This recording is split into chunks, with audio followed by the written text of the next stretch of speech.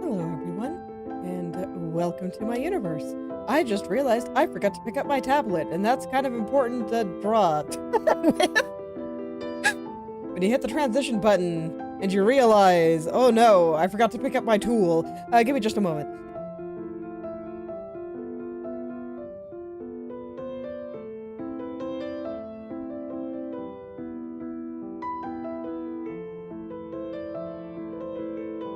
Okay, there we go. Hello there, Protox. Welcome back. So, when I looked at this today, I realized I didn't like her pants. Yes. So I'm gonna go ahead and start there. I wasn't quite sure exactly what about them I disliked so much, but there was something that just wasn't working for me. So I decided to go ask Artist Senpai for help. Figuratively, of course, because, well, I don't know who they are. But nonetheless, I do have art of theirs I can reference. So, I figured it'd be a good time to do that. And I managed to find a couple of characters that have things that are close enough to Suits that I can kind of reference what he does. So, I think the main thing is that I have the acknowledgement of that really sharp fold on the top of the leg here, but I don't have acknowledgement of the seam that runs down the side, and I do think that is hurting me a little bit, so I'm gonna go do that first, and then I think that'll inform where a bunch of the other folds are going to go. So we'll start there, and with any... my throat rebelled. Anyway, we'll start there, and then we'll see how things shake out. I'm not quite sure what I'm gonna do with the sleeves there. I think the sleeves are probably fine. I found another suit that has the sleeves on it. Not all of them do. On the characters I was referencing, so... it took me a second to find all the various pieces I wanted to check. But, alright. So, first, seam. Let's do that once I find where the legs are. Where the hell did I put my legs? There they are. Okay. So, I think since they're kind of already in shadow, I'm gonna go ahead and use this color. And I want it to be nice and thin, and it's just gonna run from about here. And it's gonna be kind of invisible. I don't want it to be very strong. But it's gonna kind of run down here like this. And then we're gonna come over... No, not like that. I am almost certainly gonna have to touch this up, but that's fine. And I don't mind if it's not perfectly straight. That seems pretty natural to me. And then we run it around the ridges there and down into here. Where some places I think it's going to have to be a little bit darker. That's fine. We'll grab this dark color for some of those places. Right up here, I want it to be just a little darker. And right through here, naturally. I actually kind of like the accidental highlight I put there, so that's wonderful. Always nice when that works out. Here, I want it to be a little bit straighter, so I'm gonna spend a little bit of extra time getting that just right. And then we'll just go ahead, head on down, and there we go. That should hopefully inform some things for me. Now I want to add just a little bit of light around the end. Just a little. I don't want to overdo it, of course. And let me see. Alright, Senpai, help. What does it look like exactly? Yeah, just here and there. I think... So if we look at the seam here, there's a couple of places that kind of rise, and then there's some that kind of fall. I think I just want a few tiny little highlights on the places that rise, and I think that will give the effect I want. Just some stuff kind of like this. And then there's some rise, that kind of rise right down here. Okay. And that should be sufficient, I think. And now in some of the places that fall, I think I want a few more small folds kind of coming out of it. We're going to keep them real small, though. I do simplify my folds more than Artist Senpai, and I could spend some time really digging in and studying exactly how he does folds. And you know what? That might honestly be really fun to do sometime, but I don't think I want to do it here. Maybe someday I'll do another stream where I try a little bit harder to actually, like, fully imitate his style.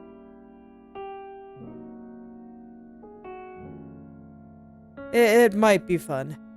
But at least for now, I was less trying to be this artist and more just trying to take some techniques into what I like to do.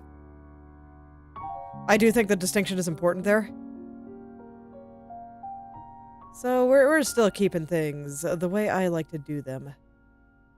Which is still going to be minimal color palette. And a lot of things pretty simplified. I still feel like these guys were just a little strong.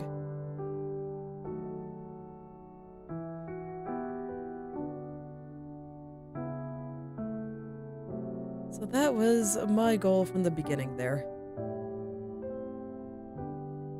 But nonetheless, I have found it helpful to be able to just go, Senpai, help. Anytime I'm having a little bit of trouble with certain parts. And I don't know, is that the right angle? Do folds actually do that? I mean, I guess sometimes. I don't think I like these ones, though. Let's try that again. I think I'd rather have those ones kind of follow the direction of everything else, so a little bit more like that. A little bit more darkness up there. And then I might have to make this part of the pants just a little bit lumpier. Probably the same over here too, where I just add a couple of lumps to show where these folds are. But for now, let's get the folds in first, and then I can worry about making things, you know, perfectly lumpy. It feels weird to describe things like that, because normally I like to work every single lump out of everything I do. But here we are, you know, sometimes lumps are just exactly what you need. Okay.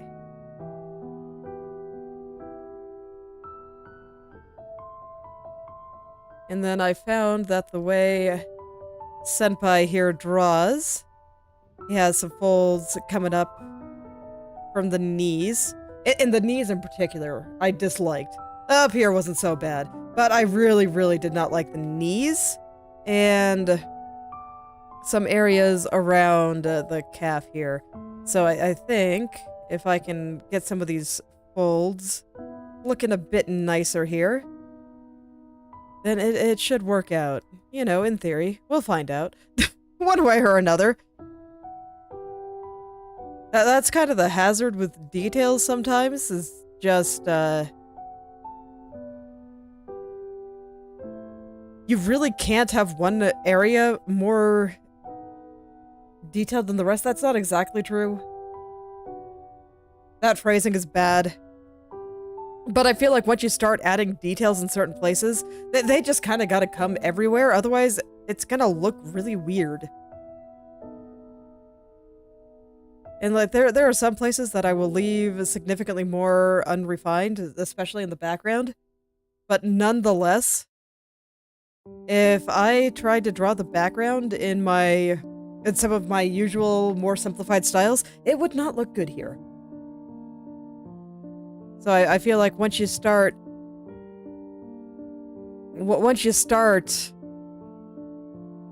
making things look a particular way, you gotta keep it up with the whole thing. Otherwise it'll just look really, really wrong. And it'll stand out in a bad way.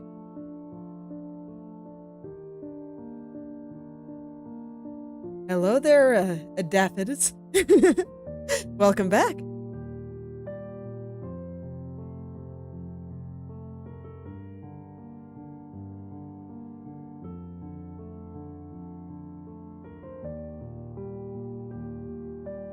Okay. So that seems okay. I'm doing this at 100%, so that should be fine. I probably don't need to get it perfectly smooth. I think I want it to be slightly smoother than this, though. Just a little. Oh yeah, that seems fine. And then from here, I don't like how square the top of this fold is. So we're gonna round it out just a little bit more here and just let a little bit of the fold kind of come this way because of the seam. And now being able to do something like that makes sense because of that seam, I think.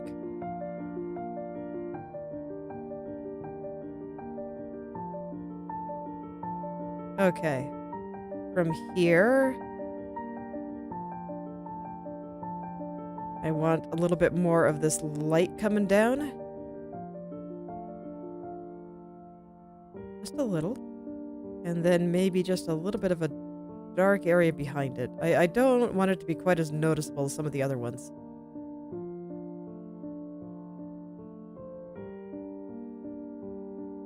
Not quite as much. But I do want it to exist. I do think it is necessary. With it kind of coming out like that. Maybe. You know, in theory, we'll see how I feel about it in 5 minutes. That's just kind of how it is with experimentation. Try it, see what happens, and see how you feel in 5 minutes. It'll be great.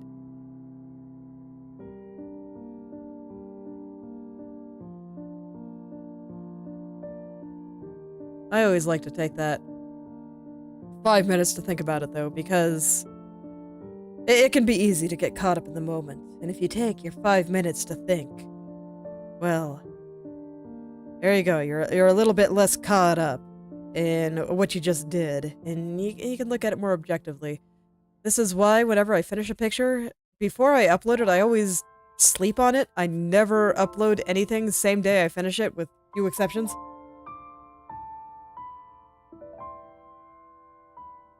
So it's really helpful. It saves you.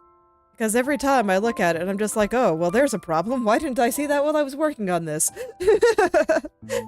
I pretty much always have one or two little things to fix.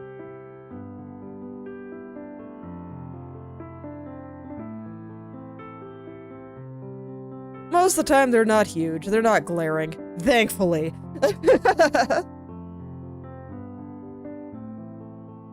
But, you know, they do happen. And it's just really nice to take that little bit of extra time and make sure that I actually like what I've got here. Because I remember last week I was pretty happy with how the legs looked, and then I looked at it today. I only sometimes look at the picture between stream, between streams. I don't really force myself not to or anything. It's just I'm not working on it, so I don't normally open it. So I will often see a lot of things that I didn't in the heat of the moment during stream. And at least for me, it's not surprising because, well, for one, I've had some time to let it settle and whatnot. But for two, during stream, I'm talking. I am talking. I'm looking over at chat. I am just thinking about all sorts of things. And it's really easy to get distracted. And, you know, distraction will make you miss things. It's just how it is.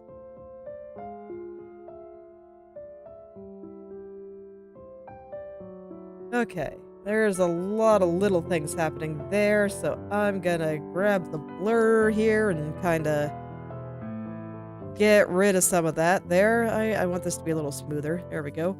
And kind of through here. You notice I'm very careful not to touch any of my nice edges. I do like them. I do. Alright. So yeah, I think that's a pretty significant improvement. So let's go get the back of the leg here now. See what I got. See if this fixes everything that I was just not feeling. And actually, you know what? Not feeling it, I think, is a really good way to describe some of these problems. Because, you know, I don't think the leg looked terrible or anything. It just wasn't quite right.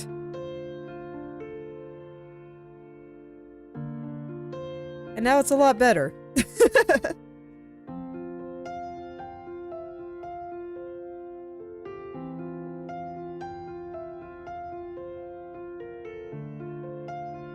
Okay. So how's that? Oh yeah, that is a lot better. Okay.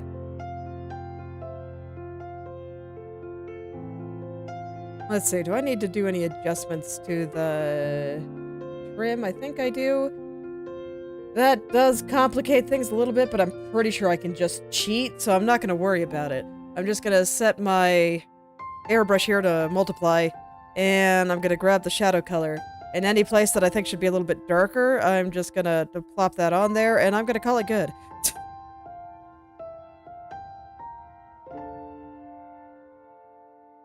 Because I legit, I think that'll be enough. I don't think some of these places are quite dark enough. Through here.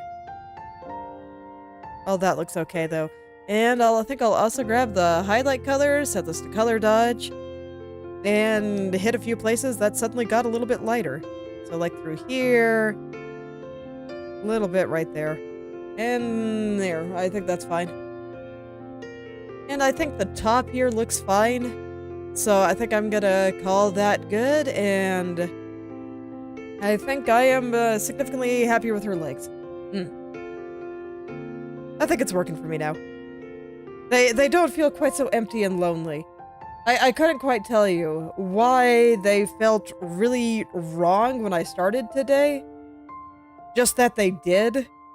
And I looked at a bunch of pictures, you know, from the artist that drew the references I have on the sides here. There's a few characters from that game in suits, so or suit adjacent stuff, so I just looked at them real quick and I was like, yeah, I think I know what it is. And sometimes you just know it when you see it, and you can feel it in your heart. And that's all you need. Alright. I think I'm gonna go finish the mask now. Yeah, I'm gonna do that first, and then we can get into the belt and cape. And that, I think, will be it for first pass on Katya herself, unless I feel like doing the face right now. Which I probably do. But for now, mask. Okay, where did I put that thing anyway? That's a good question. There it is. Okay. So, I remember I wasn't quite able to finish the frills. Not quite, but I was pretty close. So let's go finish them. Frills are just, you know, one of those time-consuming things that you just gotta get through. It'll be fine. So today we'll finish that, and I am determined to start the background today. So even if that means not touching up her face today, I'm gonna start the background if it's the last thing I do. I'm not gonna be a liar in my own stream title. I refuse. Absolutely refuse. So, we'll be doing that today. And I already know that the part of the background I want to start with is the shape of this window. I have been looking forward to drawing that window. I love architecture like that.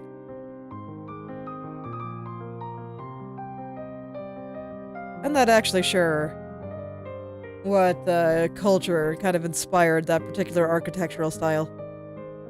I don't think it's Spain, though. So the background will be considerably less Spanish than her clothes.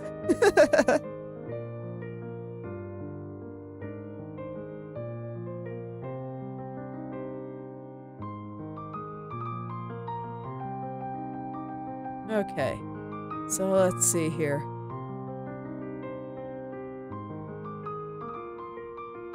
I'm gonna zoom in a little. I want to get that fold just right. And this one too. I guess I'm doing this one now.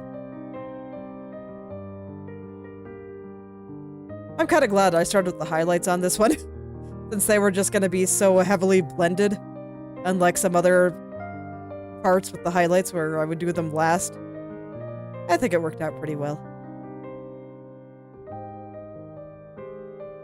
Okay. So we'll get these nice and soft. Do I even have the right color right now? It doesn't feel right. Yeah, it's not quite right. Okay, let's get the right color from over here.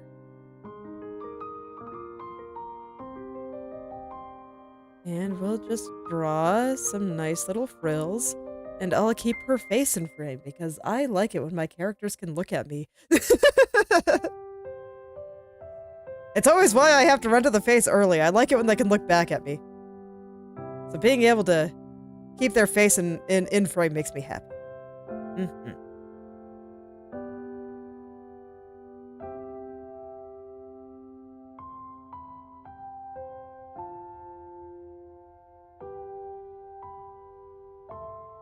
Okay. Oh yeah, I'll just poke at this for a bit. We'll get all those folds just right, and then we'll finish the other half there. And I think the rest of this thing is going to be super easy once I get there. Oh. Hello, bot. How are you doing today? You know, I look forward to the day when bots will actually be able to answer that question. Like, truly, not in the LLM sense of picking the next word. But, I personally believe that someday we will have sentient computers, and I look forward to that day. I think it'll be cool.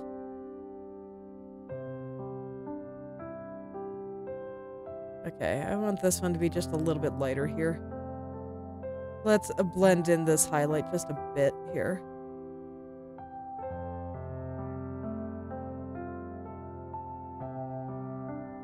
See, people are talking about AI a lot now.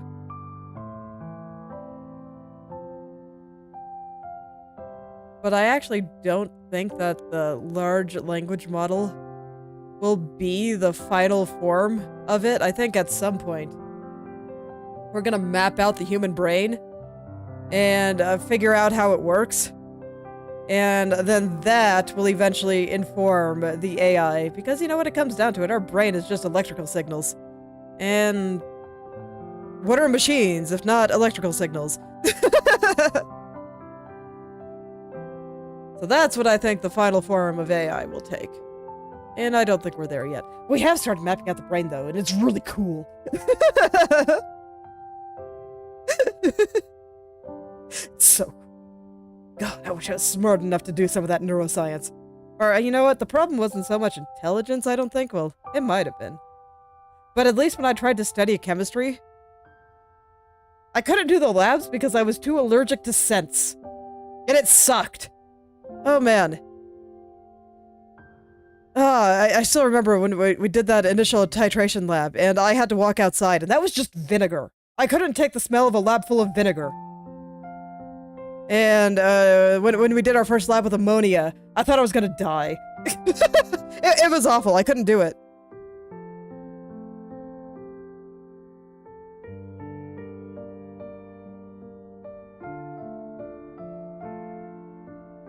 So alas, this was one of those things that just wasn't meant to be, even though I think chemistry's cool.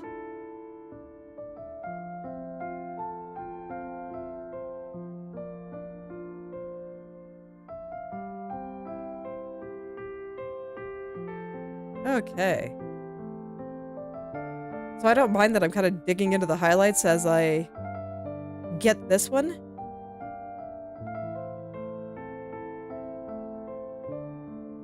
Because I can go back over them a little bit later, and right now I want to focus on getting that fold really nice. And then I think once again I'm gonna want to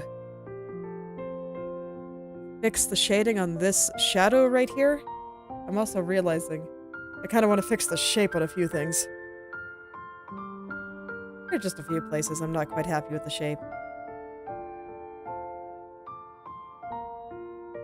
But there you go. If you want my AI predictions, someday we're gonna figure out how the brain works. I still hope some of this happens within my lifetime, because it'll answer so many questions I have. I think some people don't necessarily want the answer to those questions, but I sure do. The big one for me is if you have a perfect control over the chemicals going into a brain, can you control someone's thoughts?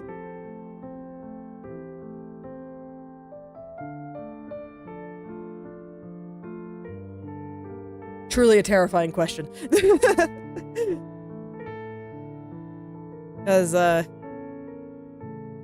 frankly, if you don't believe in God, I think the answer to that question has to be yes, because it could only come from, thoughts could only come from electrical signals. But if you do believe in God, that means that thoughts can potentially come from somewhere else too. It could come from some, I don't know, a divine will or whatever you want to call it. And I think that will be a very cool question to answer when the time comes. And you know, that's why I say, I really, really hope I live long enough to see it. If I recall, at least the study I'm aware of, or the project to map out the human brain, only has mapped out like 1/84th at this point, and it's already bigger than even the biggest of the large language models that we have. Oh yeah, and I've also had the impression that they've managed to map out a fly brain and then put it into a robot fly, and it was able to act, and I thought that was cool. But I haven't looked into this stuff too deeply, so, you know, don't quote me on any of this.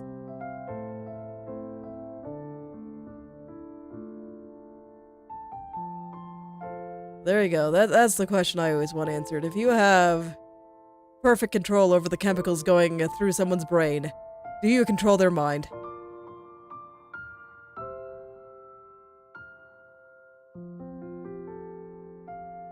My personal answer to that question is no, not entirely. I do think you could probably control their body. I do think that that is entirely electrical signals. But I do think that there is some other shenanigan with conscious thought in particular.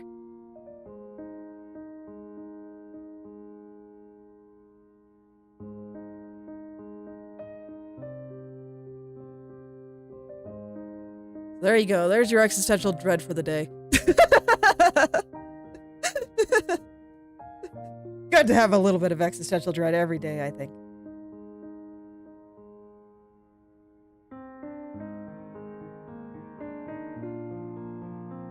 It distracts me from frill hell. And boy, do I need a little bit of sanity when I'm stuck knee deep in frill hell. Or maybe a little more insanity. I don't know, man.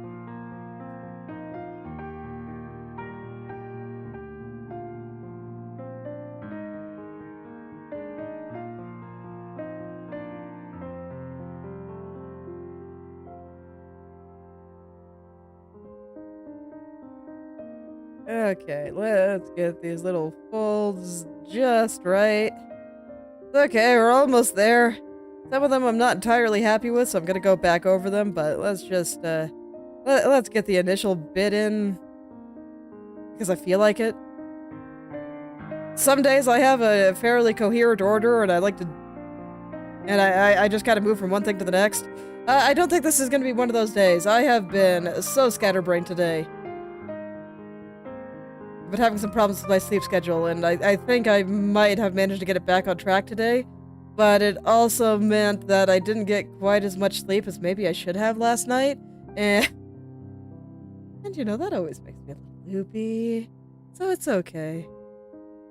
But you know, it's always a good time to draw. Who needs a brain for drawing? Okay, maybe you need a little bit of a brain for drawing, but who needs a brain for rendering, right? It's like at that point, everything is just here and it's fine. See? It's like practically done. I just gotta smooth out some things. And who needs a brain to smooth? Okay. Alright, let's go back over some of those spots I'm not happy with. I want this to have a slightly different quality to it. What is that quality? I'll know it when I see it, but mostly I just wanted that center part to be a little bit bigger and kind of fade out a little bit better. Like, this one I don't think is doing it very well either. Okay. This one's a little bit better.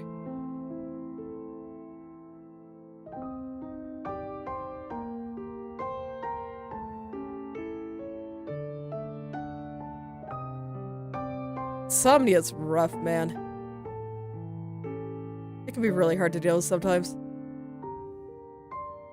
It wouldn't be so bad if I didn't have to be getting up at particular times, or, you know, if I didn't have small children that need me to do things like get them food.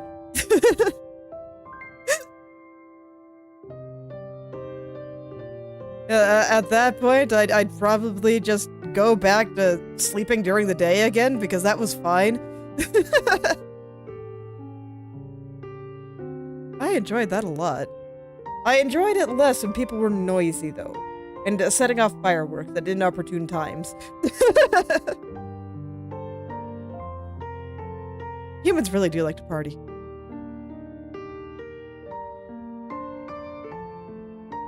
Okay, so how do I feel about all that now? I think I want a little bit more definition right through here. And at some point, those are going to look a little bit more transparent. Right now, they look like very, very thick material just because of the light coming through.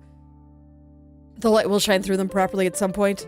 I haven't quite decided how I want to handle that yet, so I'm just going to do it like this for this pass. Okay, now we can fix some of the highlights I messed up. And get the highlights running through these dark shadows like they should be. Don't worry. They'll be great. Oh man, look how nice that is already. I've barely gotten started.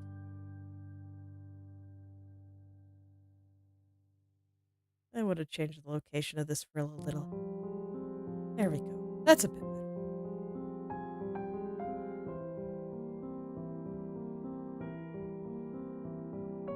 Okay. This one I'll add a little, but it's going to be not quite as bright as the rest. Right now I'm trying to get everything right relative to itself, mostly. Because at the end, you know, much like I did with the sleeve here, I do plan to kind of just run a whole bunch of light over it. And I will blend part of it in that way, but I think the part that'll make it look truly transparent might come with a later global light layer. We'll see how that works. I haven't quite decided.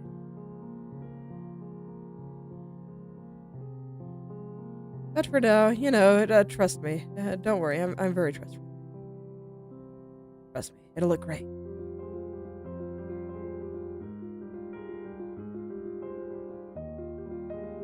Okay.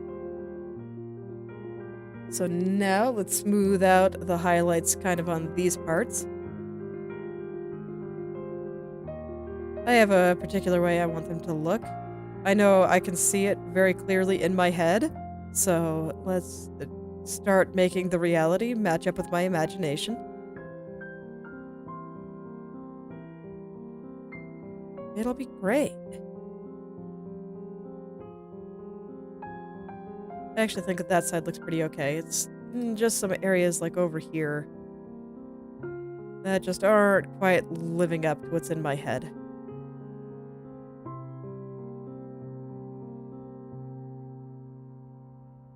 That's always the nice thing about gaining artistic skill, is that you do legitimately start closing the gap between what's in your head and what you can actually put down on the paper. It can be really sad when you can't do that yet. Really, really sad. Because it's like you have this wonderful image in your head, and what you put down is just so far away from that, and it can get really discouraging. It's okay. As you start figuring things out, you're gonna get closer and closer to being able to replicate that image. I don't think I'll ever be able to get it 100%. Because, you know, when things are in your head, it's not real. It's not real yet. And reality can rarely compete with idealized images in our head.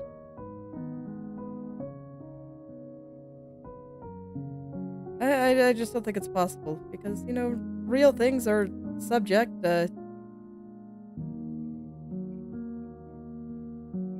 like they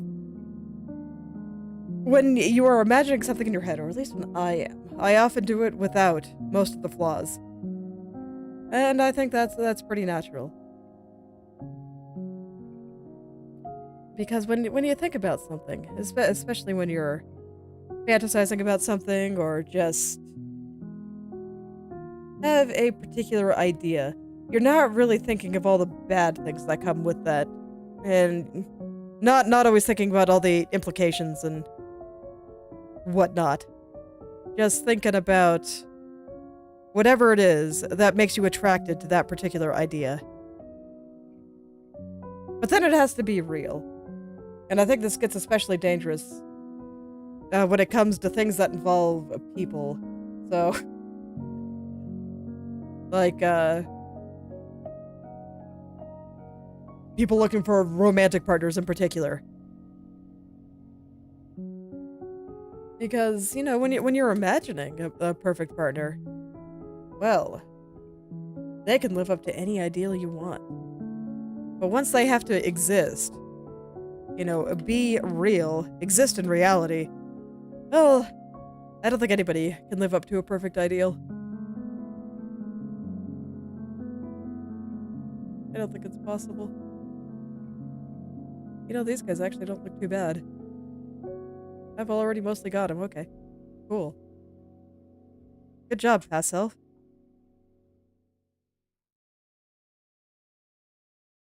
Okay, so now just gotta make those tiny little shadows that I put down on some of those things look nicer. Places where they're kind of overlapping and whatnot.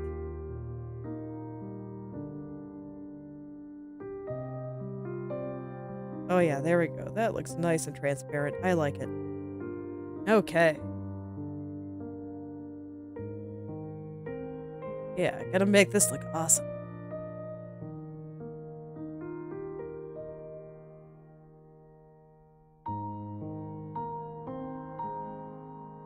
Those are some nice little tufts. I like them a lot. Okay, and then these guys overlap like right there. And then I just quietly kind of pull some of these things back and make them real soft. Oh yeah, I really do like this. I think this is great. Hello there, Leo. Welcome. Right now, we're just venturing deep into frill hell, but it's okay, I'm almost done. I am. I'm gonna keep working on it until I finish it.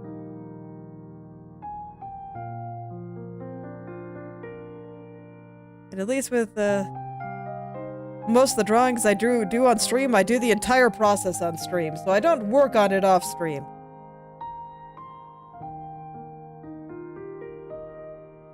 Yes.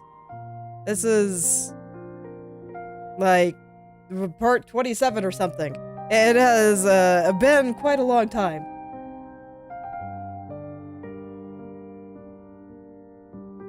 But I mean, I work on it like 3 hours a week, so the amount of time I stream is all I work on it. But I like showcasing the whole process. I think it's fun. Yeah. It's okay. I don't mind it taking a while. And I've been really liking the result. I think it's turning out really good. And I still hope Katya likes it too. Ooh, that looks like a hole actually. Let's fill that in there. Right here. No? What are you then? What is that? Is that like extra? Oh, okay, that's a tree branch. Fair enough. All is well.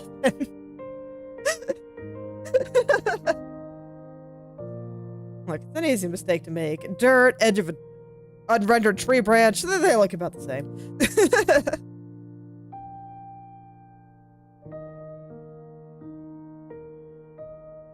You know, I was worried that these frills were going to be really hard, but it's just all kind of coming together.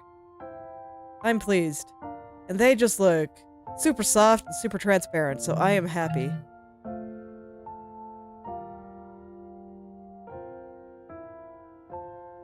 Let's see, I feel like these guys overlap over here just a little bit more. There we go. Maybe here too. Look, frill hell never leaves you. These are the last frills, for now at least. Okay, the trees are way too distracting. Where's my window? Go away. Okay. Fear not, I will allow you to exist later, window. But right now you are not needed. But yeah, so frill hell never truly leaves you, you know? Once you start drawing one frill, you want to draw more, and it just keeps coming.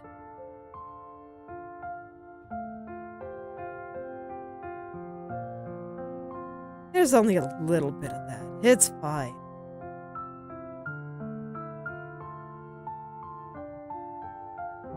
I do get lost occasionally. It'd be nice to kind of merge some of these together, but I'm afraid.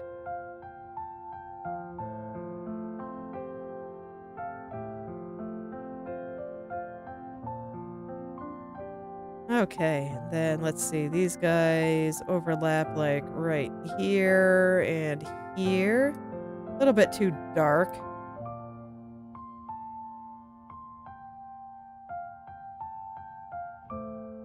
No, that's the fun part. I don't. I just have labels on them.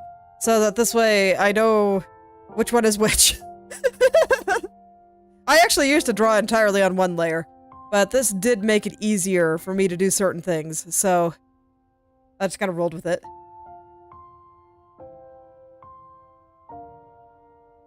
Made it much easier to make changes in the end.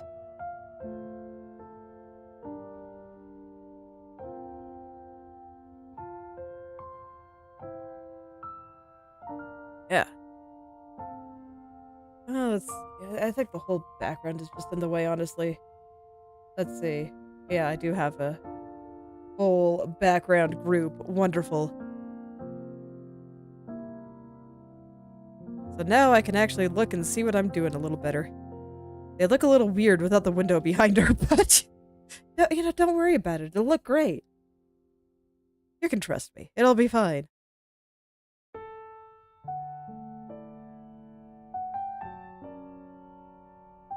Part of me is always kind of jealous of people that were able to draw well with line art and whatnot. I mean, line art does look annoying, but on the other hand, you know, you do the line art, then you can put down base colors, and then you can just, like, do all the shading on, like, 1 or 2 layers, and it's fine. Whereas I kind of need a different layer for every piece in order to get it to work right. So, it can be a little bit stressful. Oh, that doesn't sound so bad. Milk is delicious.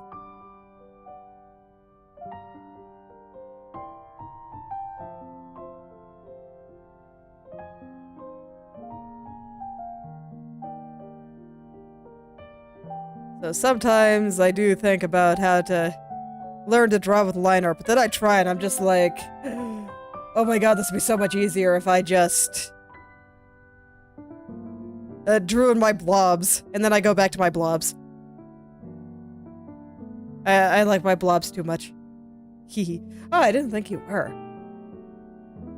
I was like, oh yeah. Sounds good. Milk is delicious.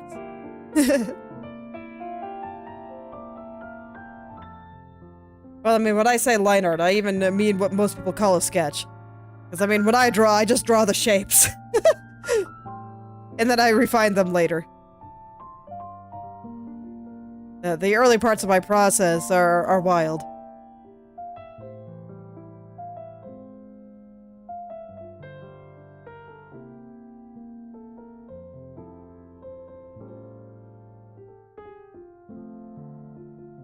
Yeah, same.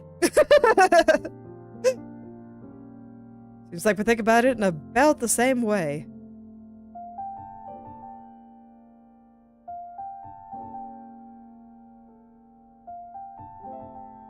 I don't think this one needs a lot of the dark there.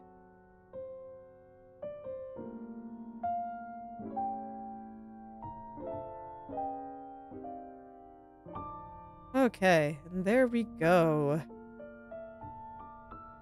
I think that's actually about right there, so there we go.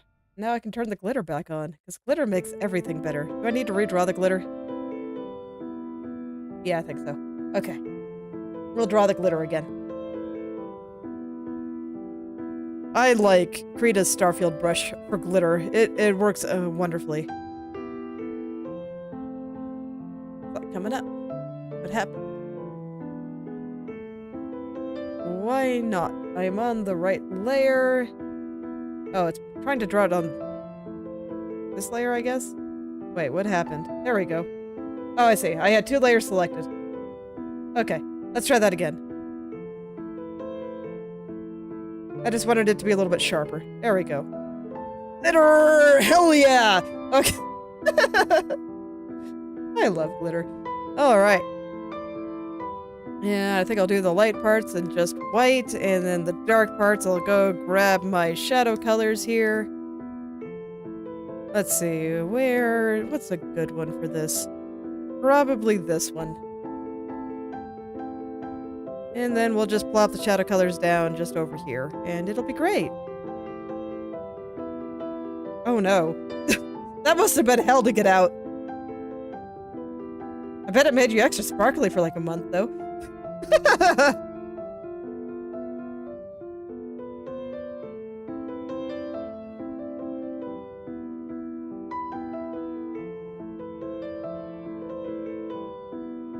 I just want these end pieces to be a little bit more sparkly. There we go. Now it's quite sparkly. Wonderful. Okay. Well, to be fair, it sounds like it might chafe your neck, depending on how long your hair was.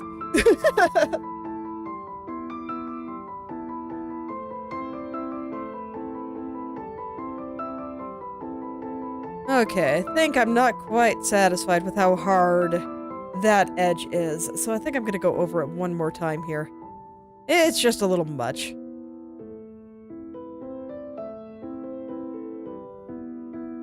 Especially, like, right through here.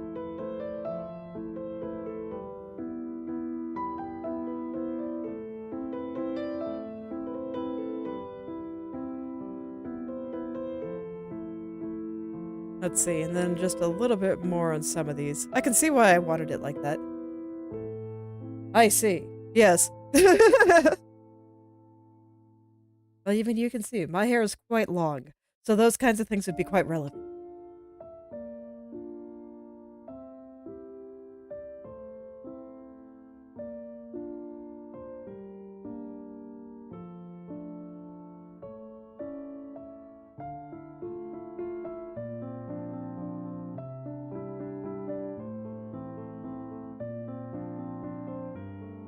Alright, there we go. Let's see, did I ever get the trim on this? Yeah, I don't think I did the trim at all here. Do I want it to be threads, or do I want it to be more like of a shiny gold? Oh, that's a good question. Choices are hard. Oh, well, thank you very much, Visual Vengeance. Man, make me do an alliterative V when I can't talk today for some reason. Thank you very much. Been working pretty hard on it. We're getting there. We're getting there. Will do. Don't worry. Not a criticism. It's a wonderful name.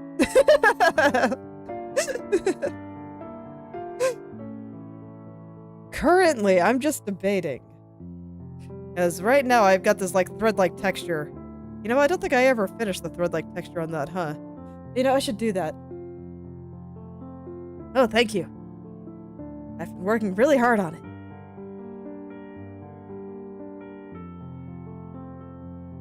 Let's see, where's my trim layer? I just realized I didn't rough up the edges of the trim here, and I should do that. Because they gotta be a little bit rough in order to look like threads. If it's too neat, it doesn't look like threads anymore.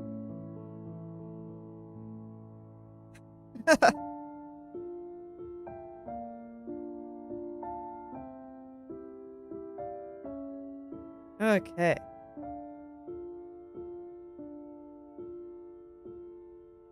There we go. That's already a lot better.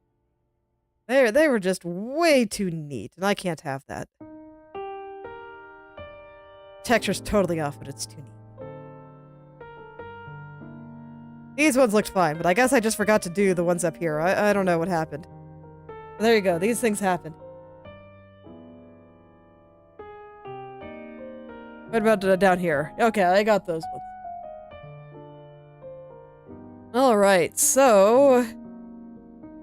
I have to decide, do I want these guys to be threads?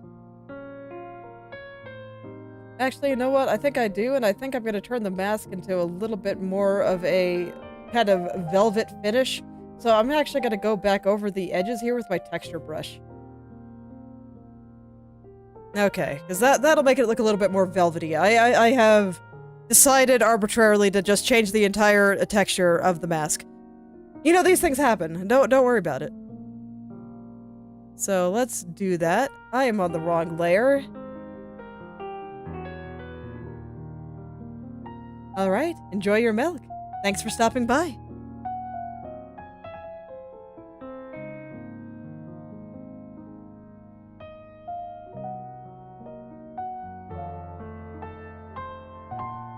So let's texturize this edge just a little. And that will hopefully make it look a little bit more velvety. This is what I'm doing with the cape as well. And then I can make the rest of the mask look a little bit more thread-like.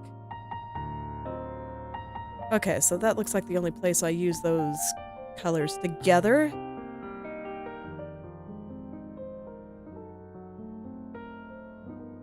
There we go. Just kind of breaking up the colors a little bit. It'll give the right texture, I think. Oh, hi. You're not that color? Yes, you are. Don't lie to me. Okay, there we go. Not sure what that first stroke is all about, but I fixed it, so I guess it's fine.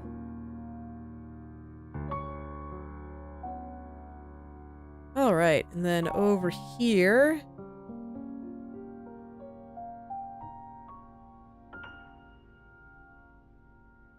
Let's Just gotta get that little bit coming out from the hand. And I think I kind of want to dig into it again. Yeah, there we go. Oh, not the right color for down here, though. There we go. Hello, Hardcore Land. Welcome. Your name amuses me every time I see it.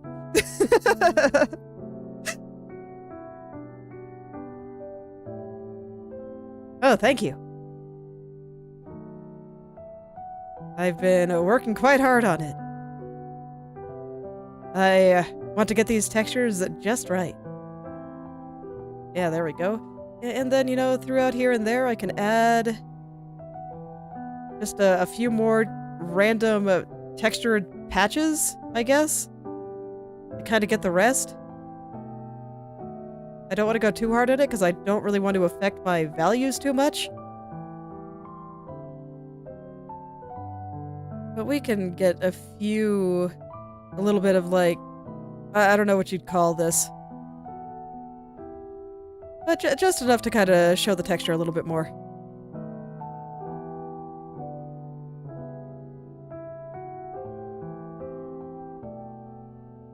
It's gonna be pretty subtle, but for anyone that wants to look closely enough to see it, I think it'll be noticeable. And then we will turn the trim into frills. Or not frills. No, we're not turning anything into frills, oh my god. No, we're gonna turn it into threads. How long have I been doing art? I'm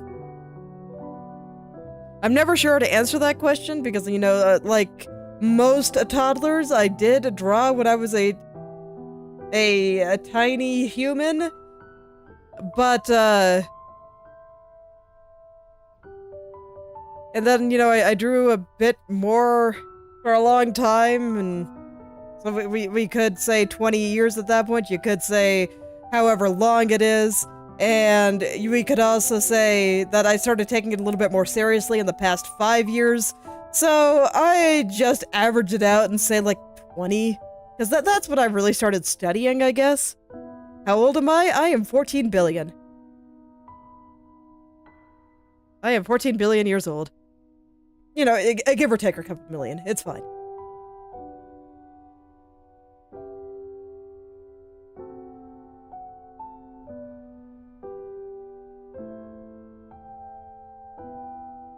Okay. Well, thank you. I've been told that I've aged quite well. But entropy is rude. The universe unfortunately has ways of showing its age. Alright. Okay, so yeah, I do think I want the mask trim to be threads. Oh, wonderful.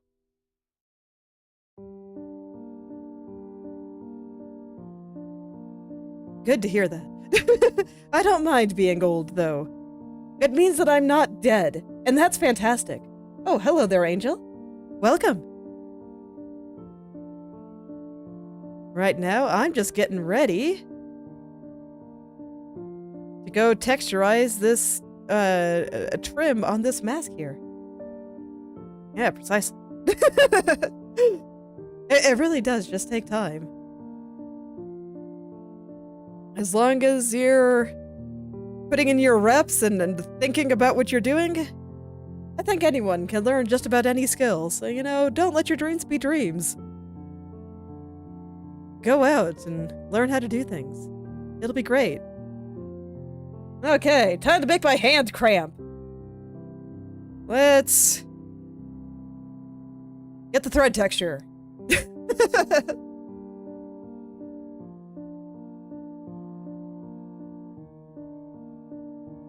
Okay. So I just draw a million little lines. And that's how it becomes thread-like.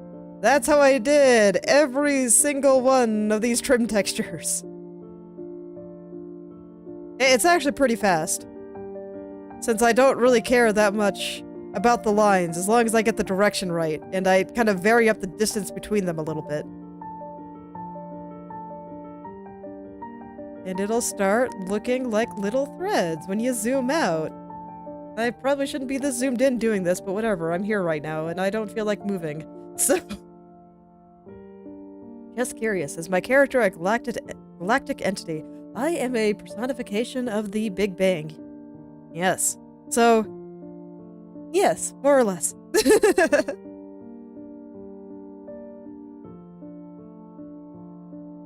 It's oddly specific, so I don't expect anyone to get it.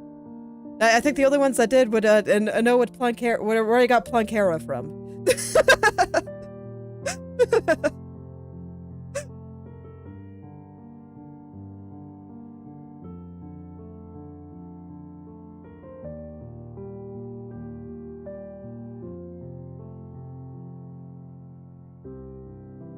Okay, and then we'll go around here. But yes, we make things here. We make many a thing. So I am just here, creating universes every week. It's what I like to do. And Saturday's just art day.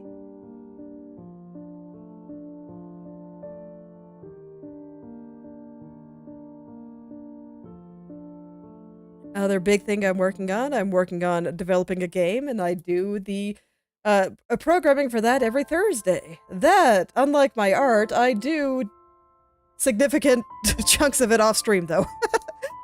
I would never be able to finish a game if I only worked on it 3 hours a week. It would never work out. Huh. Yeah, I don't know. I mean, it's anime styled, so it makes sense that you might have seen something there before, since anime has many shared characteristics between styles. But otherwise, I'm not sure. I do post on Twitter.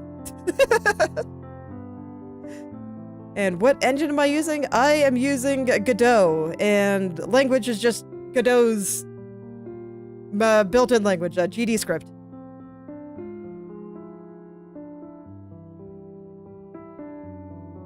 It's working out pretty well. I've been having a great time.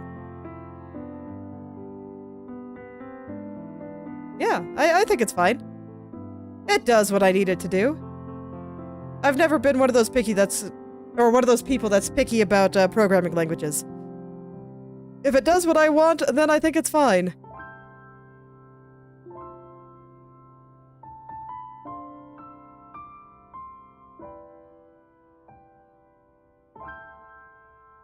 Okay, so first pass of threads, almost done.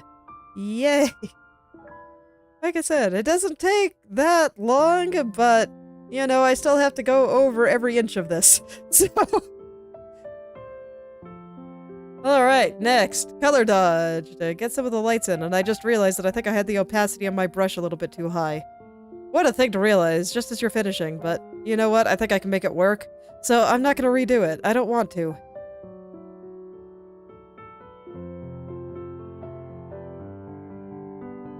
But it does look a little bit better when I have it at about 50% instead of 100.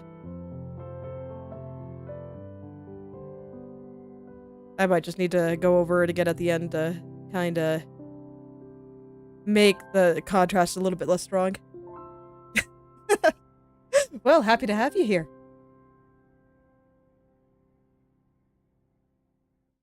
Always happy to have people here.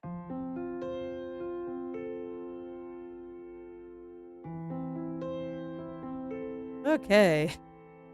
Oh, man.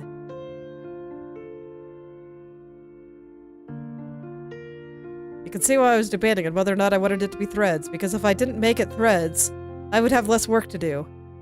But it's okay. I want to... I like to keep things consistent, so I guess it works out. Alright. Well, happy to have you here, too. Always happy to have people here.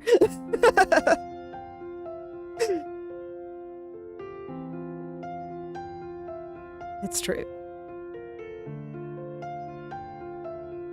Okay, you know, having people to ramble to is really nice when I get into the tedious parts, like doing frills or making thread textures.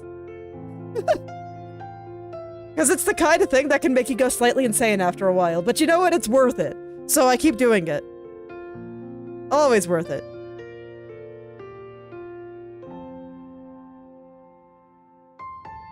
Okay.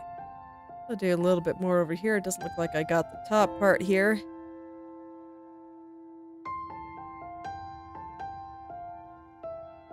There we go. Okay. And now to cramp by hand as I kinda rough up the edges a little bit.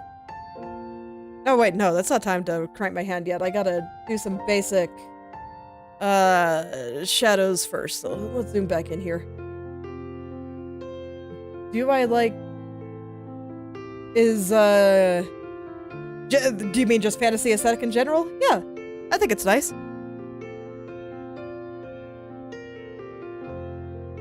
Oops, I am on the wrong color. There we go. I think that this particular outfit shows off a lot of aesthetics that I really enjoy. Of just... Here, let me finish shading this, and then I can talk about it.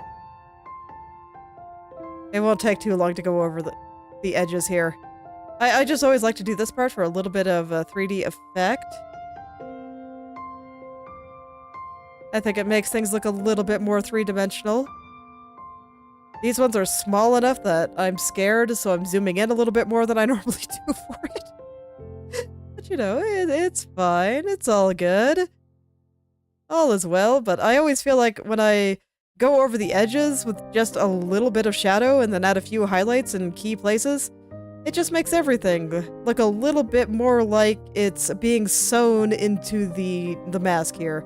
Or, you know, whatever surface I happen to be drawing. For now is the suit.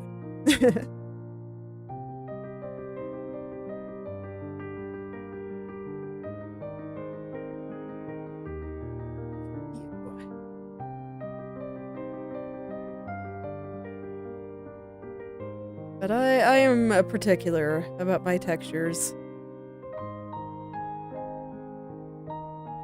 So let's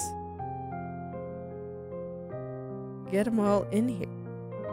I might go back over the cape a little bit, but I told myself I was determined to start the background today. So I'm not gonna let my stream title make me a liar. Not gonna let it happen.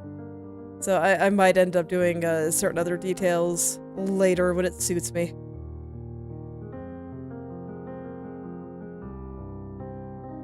Just finding myself maybe not entirely happy with the texture on the cape, but I realized doing this why that is. Okay, and now that I've done the basic shadows there, yeah, I can talk about aesthetics. So, when it comes to clothing, I really like the way Spanish traditional clothes looks like, and I think it's very obvious in the way I designed all this here. One of my initial thoughts even had gold lines going up the side of the leg here. So, yeah. And then I'm not quite sure how to describe this kind of window and furniture, especially since right now it's still scribbles. But I've always liked things that look like that too. Just kind of the pseudo-Victorian aesthetic, I guess. I think it's nice. And if you give me a vaguely homogenized Europe fantasy culture, I'm probably gonna make it extremely Spanish fashion-wise. Alright, let's get the little highlights on now.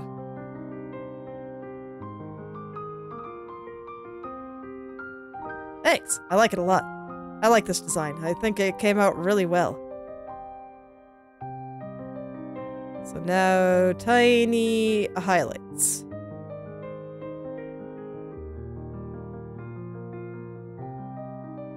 And this should all look pretty good once I rough up the edges a little.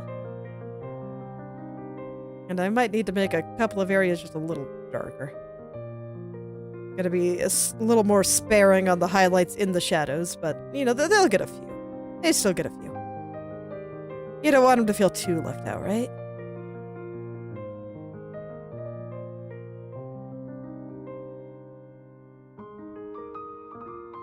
These ones around the edge here will get a lot of highlights, because it is very much directly in the light here. It's always a little hard to see when things get this pixelated, but I think it's working. Oh, wrong side. This side. Yeah. Much better.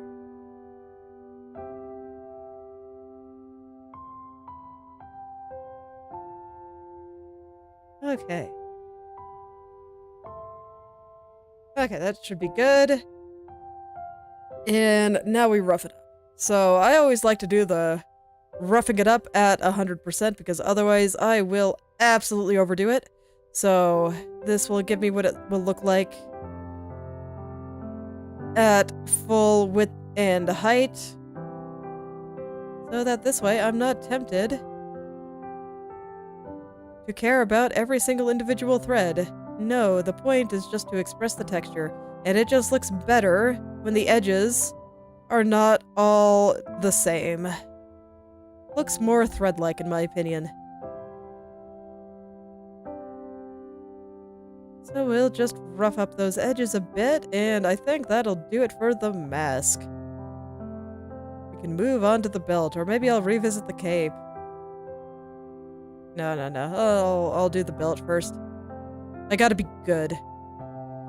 I still have a little bit more to do with the cape anyway, so I can just work on that part at the same time.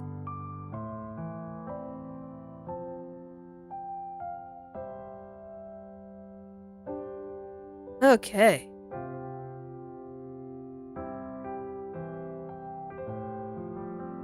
So time for the next row here. Yeah, or like right through here, I still think it's a little bright. So I'll add some more shadows on that once I'm done roughing this up a bit. Gotta beat him up.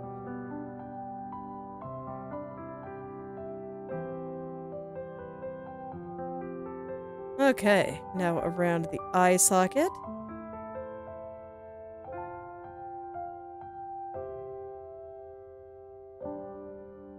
And from there, just gotta finish off the last couple of edges. Oh man, and indeed, my hand is already starting to cramp.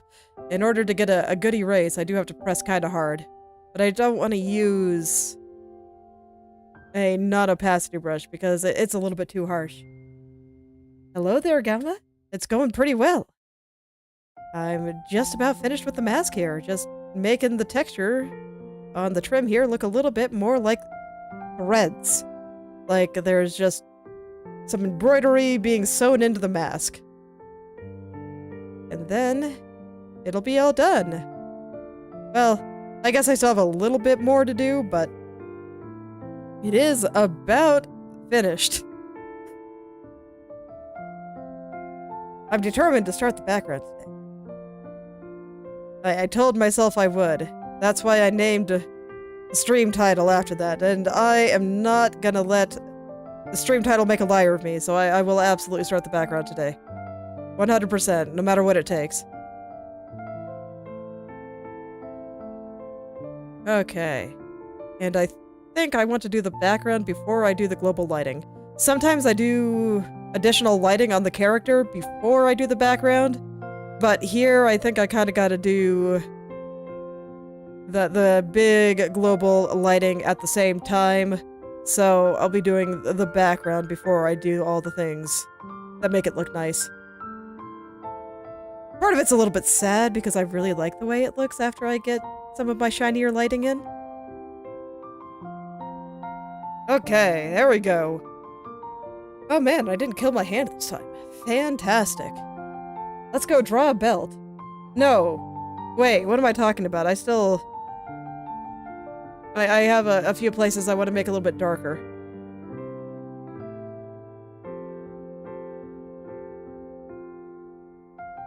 I just thought those places were a little bit too light. Same with here. And I think that these guys could actually stand to be just a touch brighter. Okay.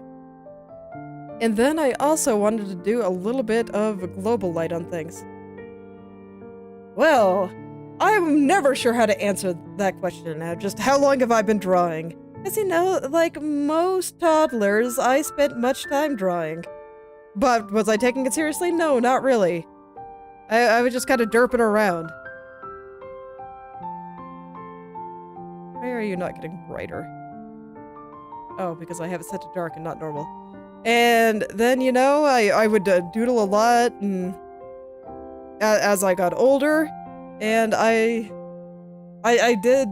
started studying a little bit at that time. That would have been like, I want to say like 20 years ago, maybe a little bit more. And then when I really started taking it seriously in the sense that I'm, drawing almost every day and that kind of thing, that would have been in the last 5 years. So take your pick.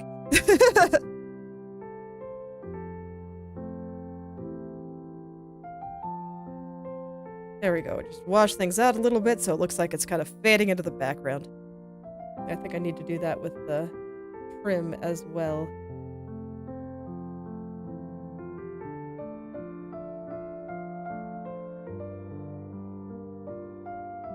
There we go. Okay. Wonderful. Oh, that's fine. I mean, just keep trying and eventually you'll figure it out. That's just kind of how art is. There's no real substitute for actually going in and trying to do things yourself.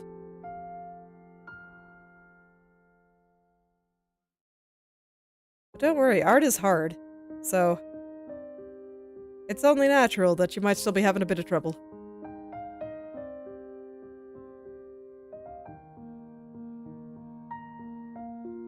Okay, well let's start blending some of this in. All that is cast shadow and stuff. So I'm not going to worry about it just yet. But I will do a little bit of work on those little things I got going up here.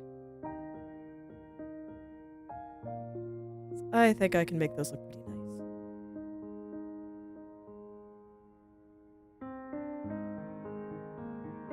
nice. Yeah, there we go.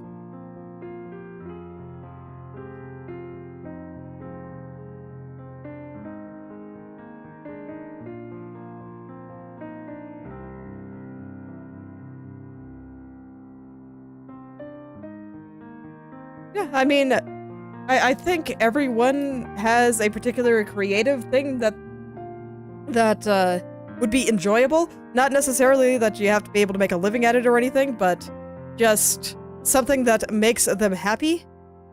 And it's worth taking the effort to try to find what that is. And it's going to be different for everyone. For some people it's going to be music, and for some people it might be other things. So, and for me it's drawing and programming, so that's what I do. There are certainly other things that I have interest in, but this is ultimately what I've picked. And just as an example, I've tried 3D before and I hated it. I really did not enjoy 3D. So I won't do 3D, I'll do 2D. Yeah. Well, I mean, I've stated the big ones of just... I do art, I do programming. Those are the ones that I actually want to pursue. I guess things that I think are cool, but I might not ever try to do would be things like voice acting and singing and the like. It's wrong to say that I'm not interested, but I've got too many other things I'm doing. I don't have time to go out and... Actually, I think this is pretty okay. But I don't really have time to go out and try to get a bunch of new skills. I want to work on the things that I'm already doing.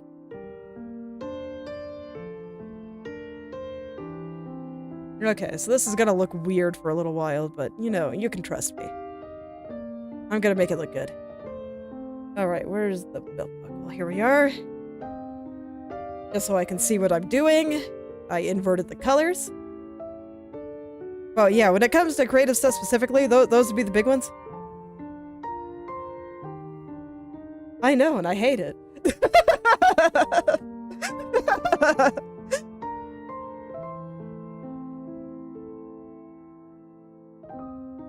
That's why I say that there's something out there for everyone. You just gotta find it.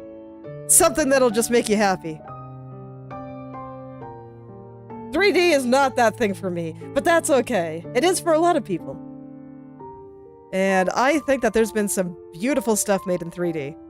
And I'm really happy that there's people out there that enjoy 3D, so I can enjoy all the cool things they make without having to do it myself. It's fantastic.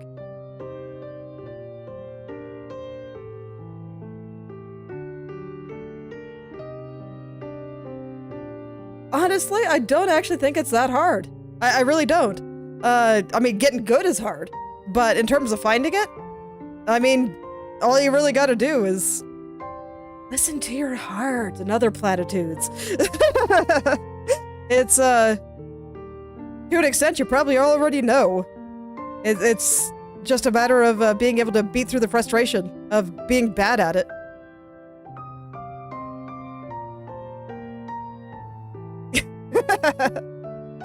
Good luck.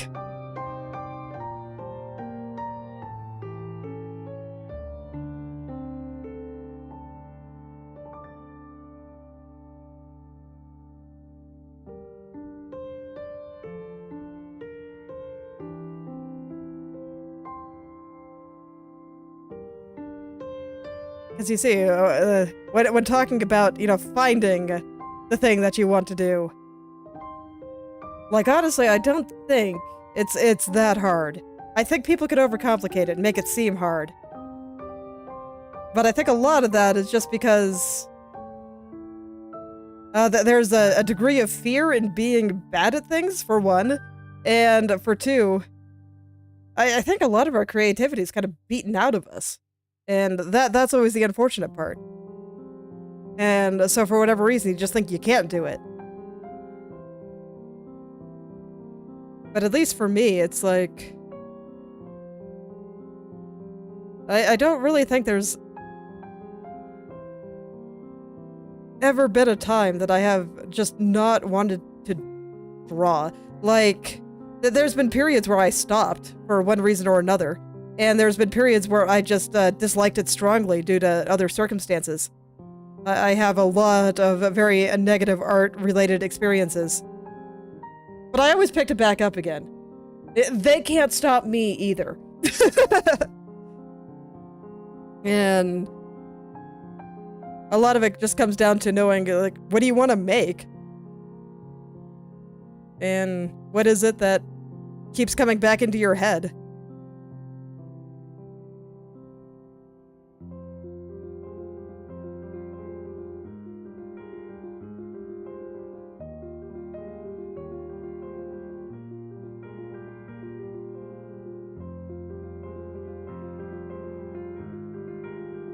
I do think when it comes to a lot of the creative stuff, there's no real reason to overcomplicate it. You know, just roll with it. It's fine.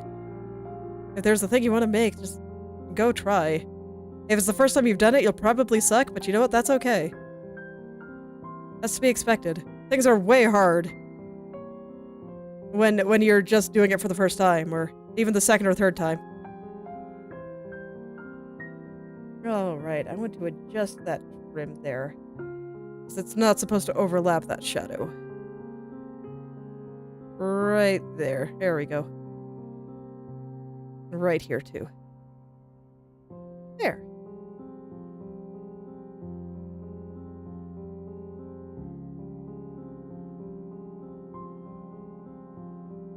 Yeah, I mean, not unironically. I do think it's because a lot of people try to beat the creativity out of us and, you know, try to say we gotta be productive and whatnot.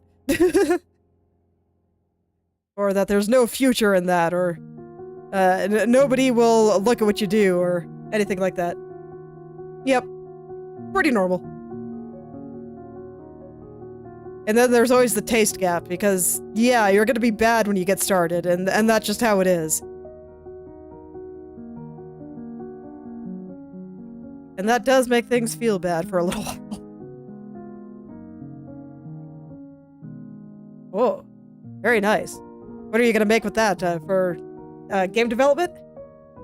Because you were working on a game, right?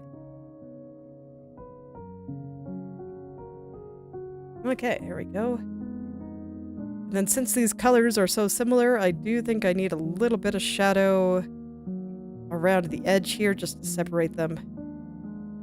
We'll pretend like these shadows are lines, and that'll be fine.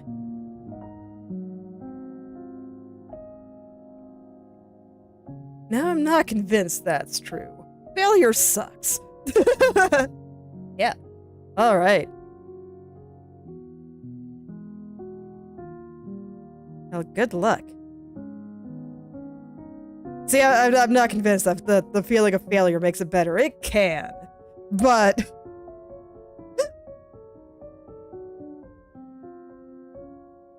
that is some of the logic that video games run on, and that failing for a while does make the end more satisfying. But I'm not wholly convinced that's true with everything.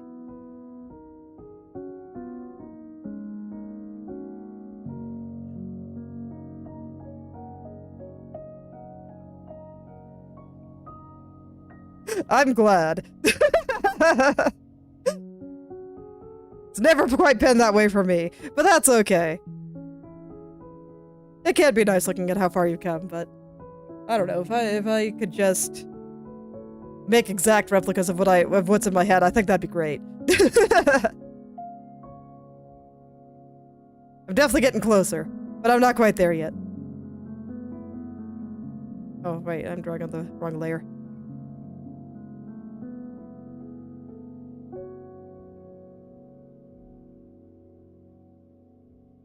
Alright, yeah, you were talking about, death animations on Thursday stream, I remember.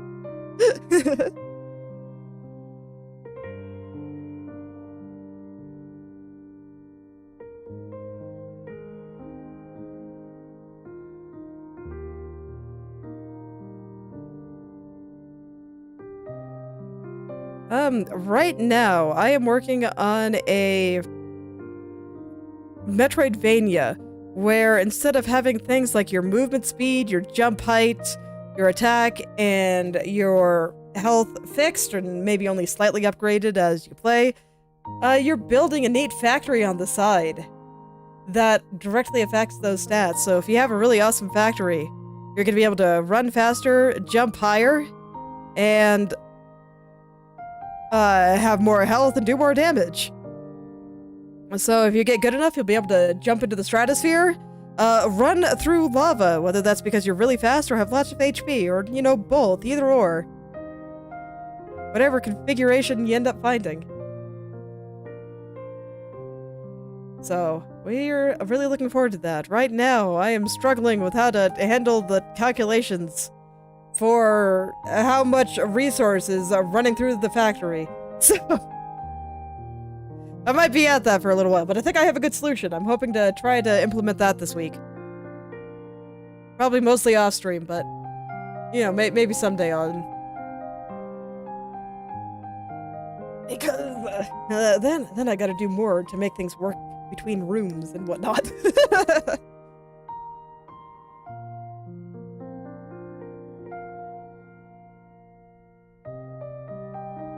Okay, let's see. Are we looking good on the build here?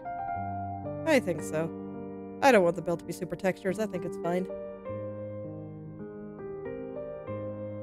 Oh, well, that's fine, too. I mean, I stand by what I said, that you do have to implement all these features at some point, so why not right now when your brain feels like it? It's fine.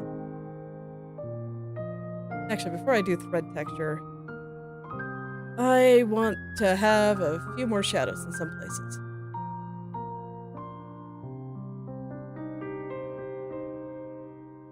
I think I kind of want them to be a little darker too. Do I have a darker shadow color?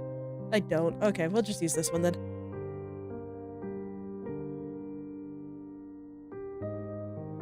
Sometimes it's okay to indulge your whimsy. Sometimes you have to tell your brain, get to work and stop being a lazy bum. But, you know, sometimes you can indulge your whimsy. Those days are nice.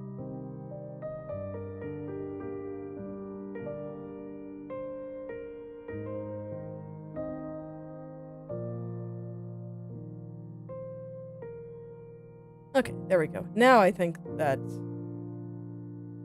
the shadows are good. Didn't take very much. I just wanted to make sure that there were some proper cast shadows from the belt buckle here. And now we can make threads again. I only have to do this a couple more times. Yay! Almost free!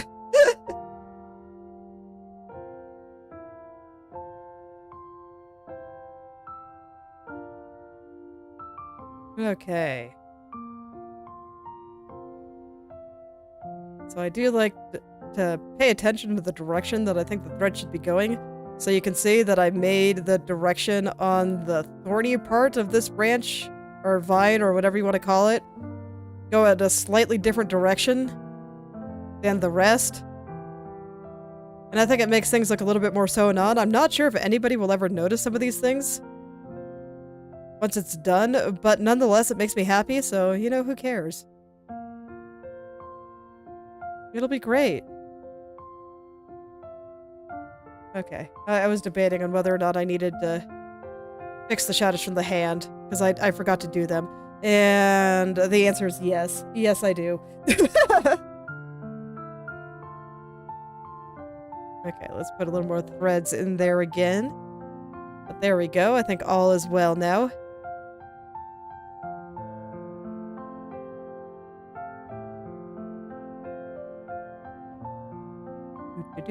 Just scribbling, and all is well. Thanks. Okay, now color dodge, and we go over it again with a slightly higher opacity. I like this one at about 75%.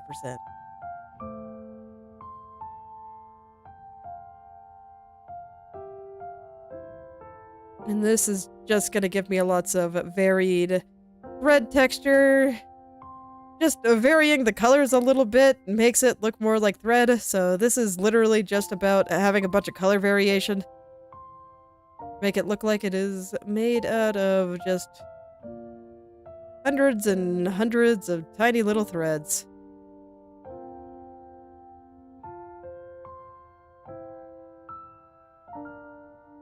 I only have a couple of more to do. I think I just got a little bit on the bottom of the cape. And then I will be free. Okay. Now, on the edges again. Give it a little bit more of a 3D look. I do think it helps a lot, so I do it every single time.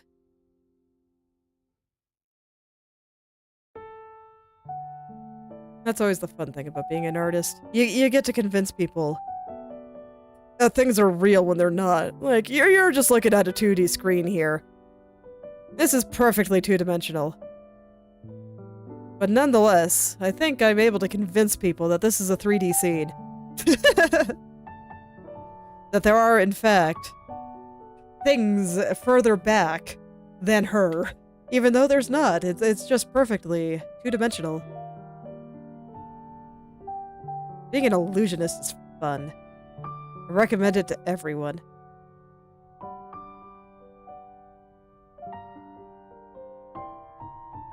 Okay, let's see here.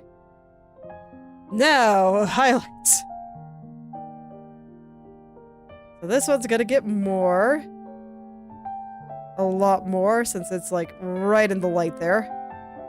And then over here we'll get less.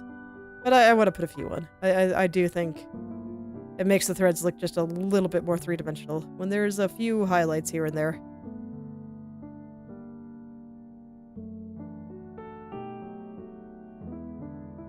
Okay, there we go. And now we wrap up the edges again. After I set this back to normal, because I will forget and I'll be wondering why the hell my brush is doing weird things if I don't do that now. That has happened to me many times. I'm just like, wait, why is this color weird? What's going on? What did I do? Oh, it's still set to color dodge. Whoops.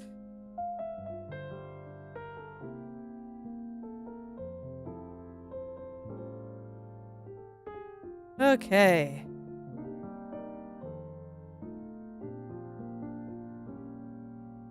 So, after this, I just have the back of the cape to do. I still want to touch up the face, but I don't think I'll do that today. I want to start the background. I do. So there we go. Just the back of the cape.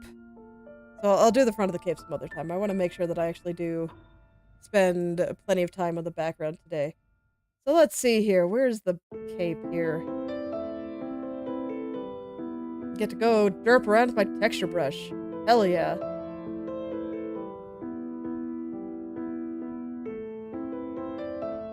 So this is gonna look really cool once I do the global lighting. You'll have to take my word for it for now because I'm not doing the global lighting until I finish the background. So it'll be a little while. But you know what? That's okay. It'll come someday. I believe in myself. For now, we're just gonna go over this with the texture brush and make it look nice and velvety. It'll be fantastic.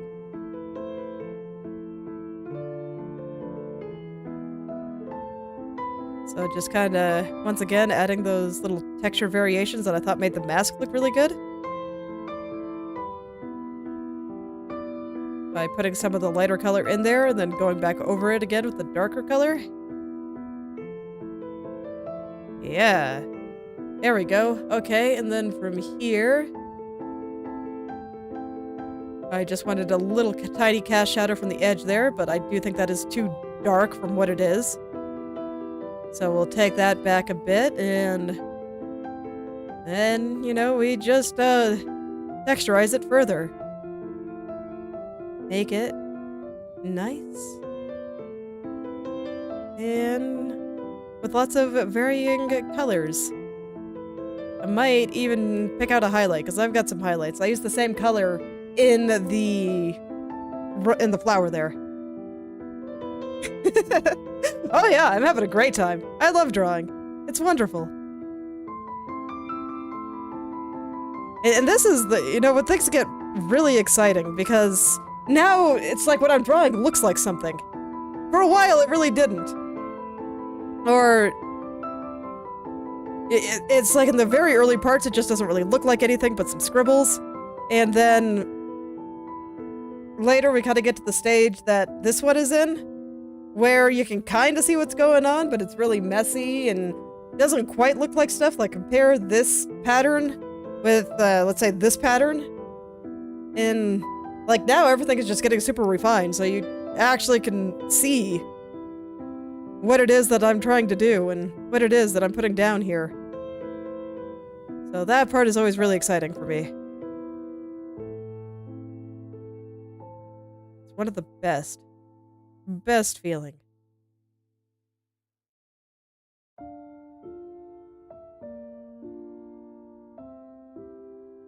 And that's the nice part about making things real. It's like when it's just sitting there in my head, it can be perfect.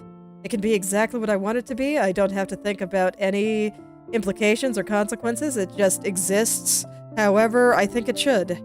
Because it doesn't have to have any particular flaw or anything. It's just a weird thoughts running through my brain. Nothing more than that. And so it gets to be perfect. But no one can see it in that perfect state. I have to make it real in order to let people see it.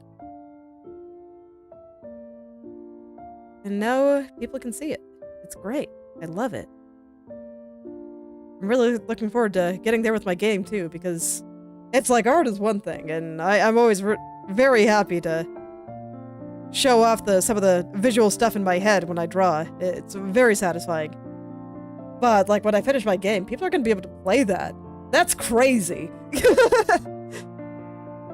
People are going to be able to interact with that weird stuff that was just a floating mishmash in my head a couple of months ago. That was nothing more than just a stray idea. It's going to become real.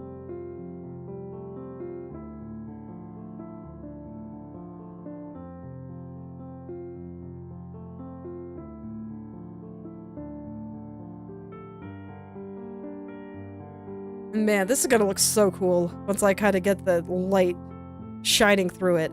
It's a thick cloth, so it's not gonna be like super bright. But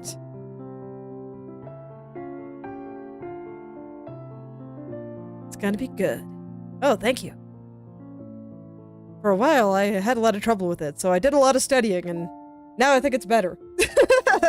So another thing I worked pretty hard at. That and hair was something that I had to study very extensively before I could draw it in a way that I liked. Okay, so that seems fine. Let's go ahead and get the trim there. So this trim I'm gonna do something a little special with. I see why I colored it like that. But yeah, you have no idea how long it took me to actually be happy with clothes and hair and some various other things. These things, they take a while. It's rough out there. I only want, like, the bottom half of this to be bright.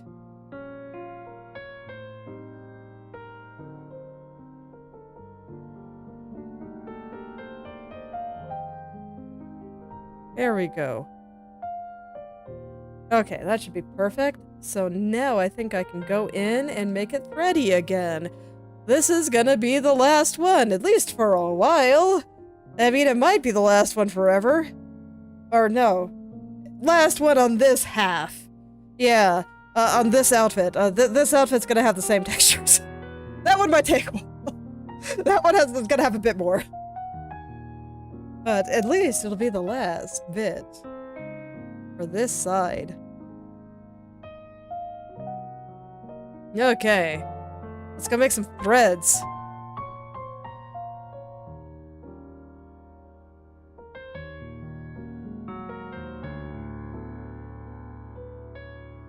Final ones. Ah, feels good. But yeah, at this point, I think this will be the end of the first pass at everything. And then I'll probably do some more refinements next week. So that'll be things like on the face, and I'm not quite happy with like the cape texture. I want to do some work on that. And like the inside, like this part's great. I want this to look a little bit more like this. I think that'll be for next week. This week, we're doing background. I promised myself. It is time. I want to draw that window.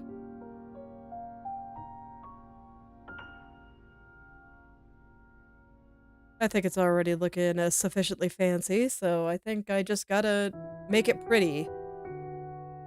As opposed to doing a lot of design work. I don't want to do too much with the background on this one. I want to keep it pretty simple. I mean, as simple as you can when you're drawing a fancy mansion. But, you know, all things are relative.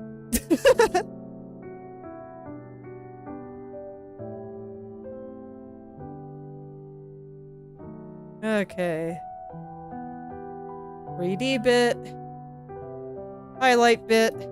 This one's gonna get a bit more than usual. Just due to where it is.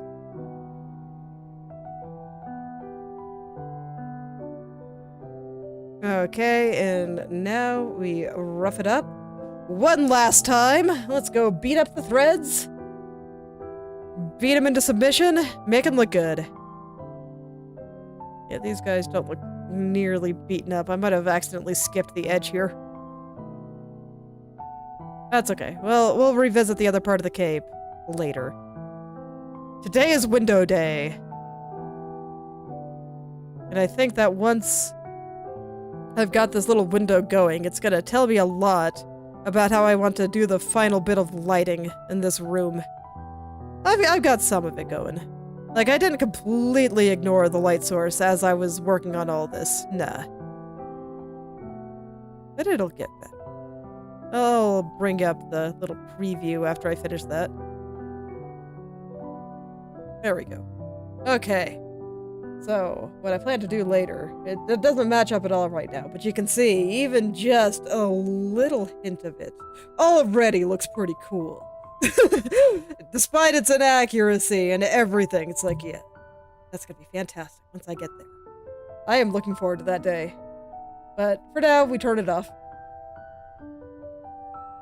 Okay. I think I can pretty safely get rid of this. I'm just going through my layers and making sure I didn't miss any, because all the layers should be on now. Yeah, we're good. Let's see, I think I want to add just a little bit more color variation to the back of the cape there. I want to put on a few highlights, and I do have a highlight color from this flower. There will be a few and far between, and mostly gathered in places where nothing is overlapping. So there's like a little bit of overlap over here, so not going to be a lot there.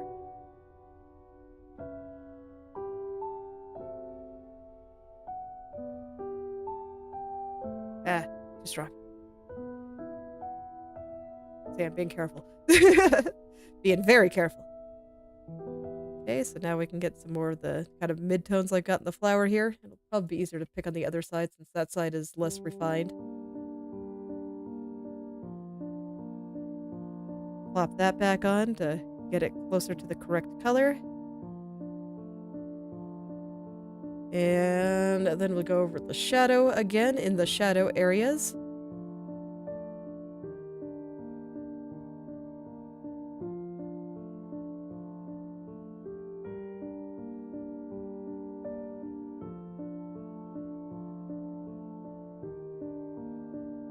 Okay, there we go. Yeah, that's a little bit better. I think that looks like a pretty thick cloth now. I think maybe I'll go over it one last time. The smaller brush right through here. Got a little bit bright.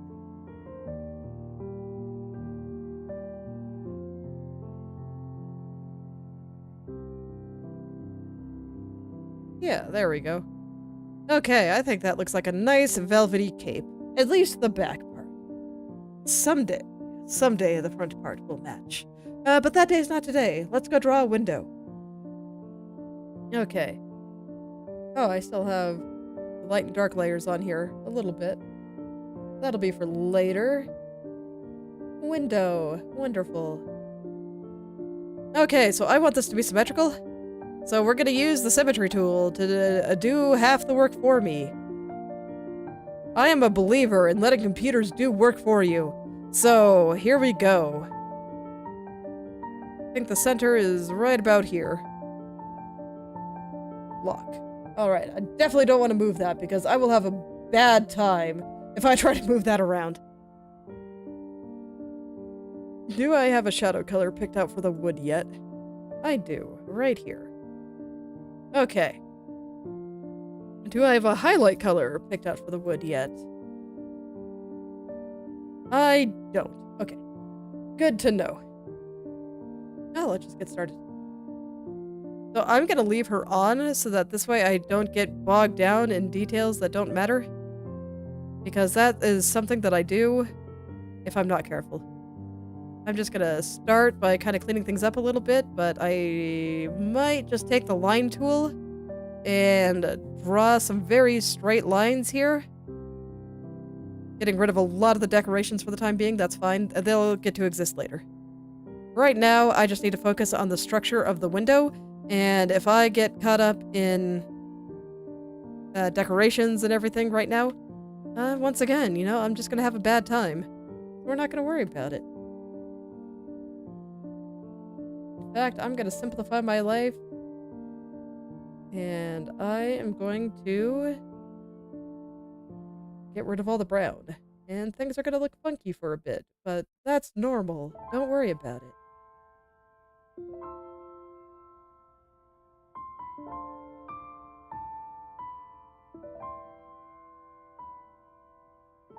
That's right, it's not straight, it's curved. So this one I can't use the line tool for.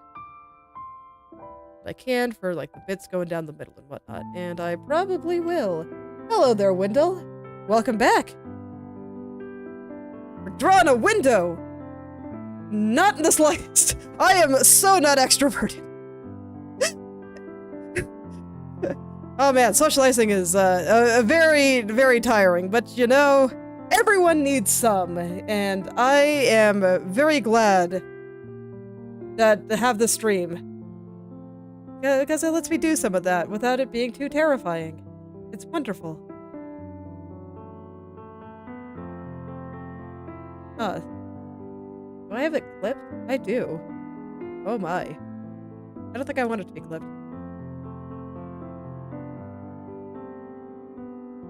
Okay. Yeah, I need to pare back some of this. So normally I would draw the things further into the foreground first, but here I kind of want I kind of need the structure of the window before I can do anything else with with that, because it's just going to affect too many things. I mean, day's great. I get to come on the internet and draw. How is that not a great day? Life is good. I might even hide Katya briefly. I'm gonna try to draw as much of it as I can with her on screen like this.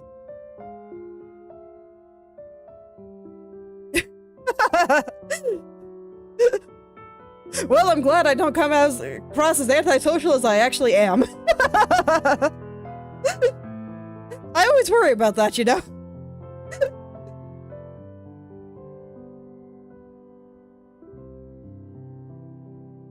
But man, if I didn't have kids, I would probably never leave my basement. Like, ever. The world outside is scary, okay? Alright, let's get the center of the window here. I think maybe just a little bit thicker. Okay, perfect. And then we'll just make a nice straight line going all the way to the bottom.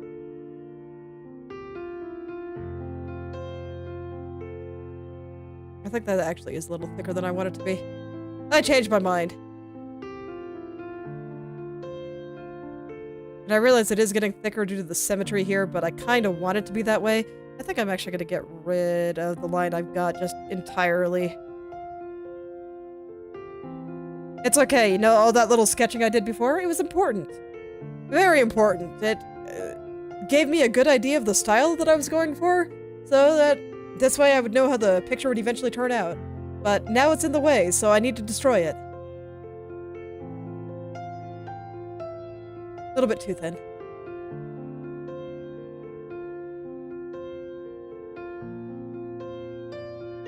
Perfect. I like that. Okay. So that's going to be the middle. But yeah, now that I know roughly how it's going to be. Oh, I did that the wrong color. Well, that's fine. I can fix it. But yeah, now that I know how it's going to be, I can destroy everything I need to in order to be able to draw it properly. And make it look nice. So let's get on that. So this is going to be kind of a curve. In fact, okay, Katya, you gotta get out of the way for a second, okay? There we go.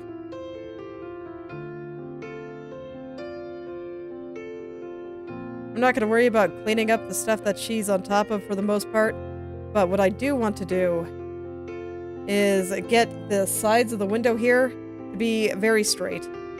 It'll tell me how I should connect the rest of the window, and I'll probably do the same for the bottom, but I don't want to get rid of it yet. I want to make sure that I have the sides working for me before I do anything that drastic. So I had it at like 25 pixels. So now I can kind of align where the bottom's gonna be. And I think that's a... I think I want the edges to be a little bit thicker than the middle. I was like, yeah, that's a good width. And then I changed my mind. Happens all the time. Perfect. Now be a little bit more closer to the middle. No, not there either.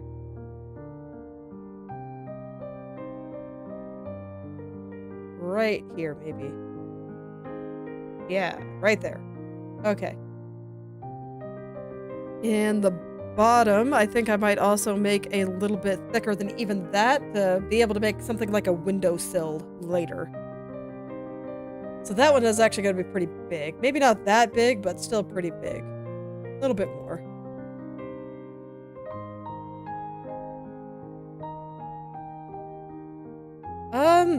I don't cook. Not at all.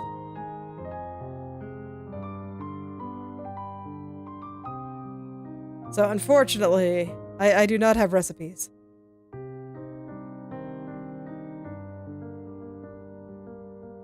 Okay, yeah, I think that's perfect. I mean, I'll have to fix some of these rounded edges.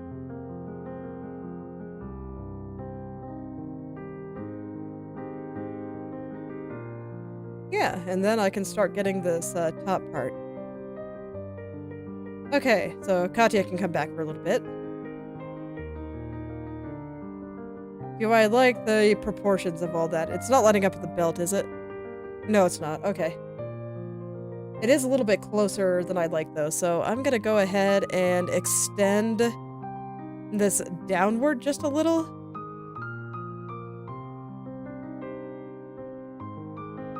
Like to right about there, and then I can just fill it in.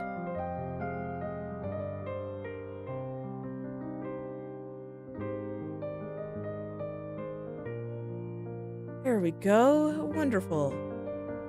And it's easy enough to fill in the gaps here, so I wasn't really worried about it. But there we go. It doesn't line up quite as badly with the belt anymore. It's farther away. So I think that works. Refs are from a gacha game. Yes. I enjoy the art in that game very much. So I wanted to reference them for certain things I was doing here. I don't think that they look very similar, though, in terms of what I draw and what this artist drew.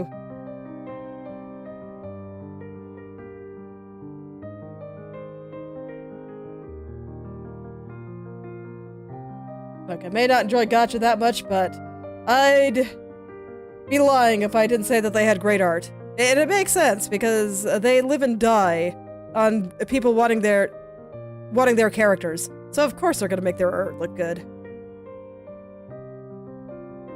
Yeah, I like Arknights. I used to play it, but then I just couldn't deal with the dailies anymore.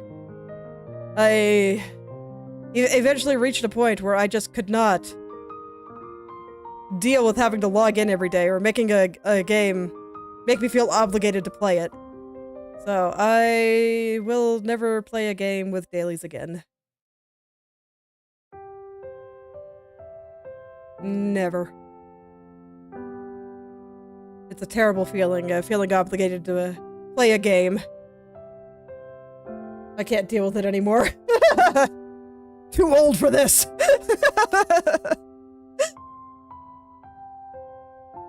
Too many other things I gotta do. Too many other games I want to check out.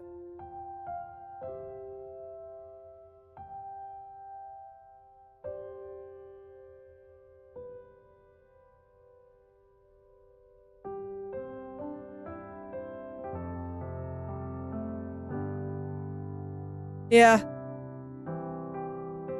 It's kind of terrible. I mean, I never paid for anything in any free-to-play game. But yeah, rental culture sucks.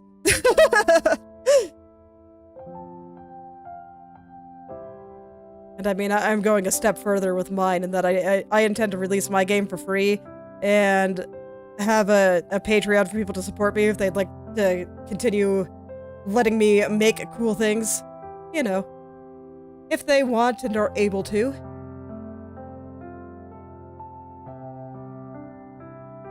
So that's my hope, at least.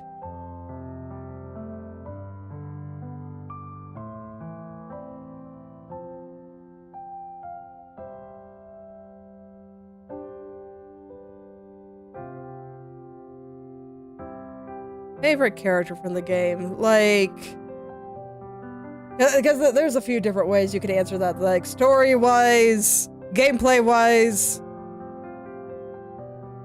I guess both. I guess I can answer that. Story, so personality, and just what stuff that they do. Toss up between Hoshiguma and Platinum, which I'm sure is a very weird combination, but I do like them both greatly. And gameplay-wise,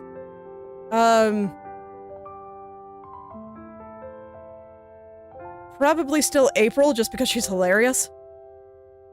She's not the one I use the most, but every time I get to use her, I'm just very happy.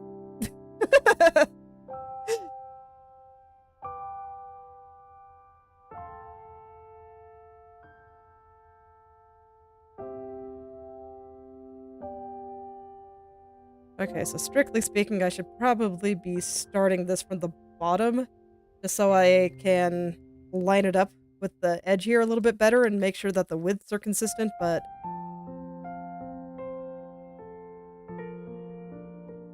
starting it from the top just felt no more natural.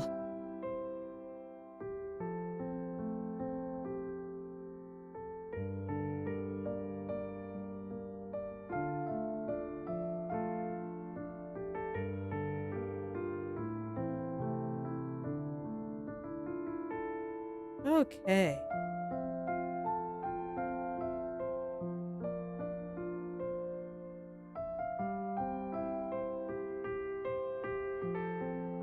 Ooh. Yeah, trying to get this curve just right while I'm this zoomed in is gonna be hard. So let's go ahead and zoom out, and we'll get it kind of messy at first.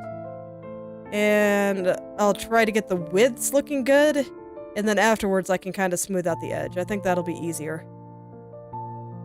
No need to do things all in one go. It's fine. I can touch it up. I gotta sculpt it out sometimes.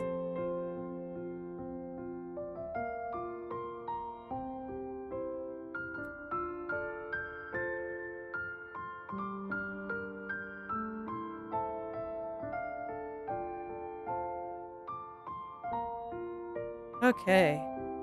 I don't quite like the curve on it, though.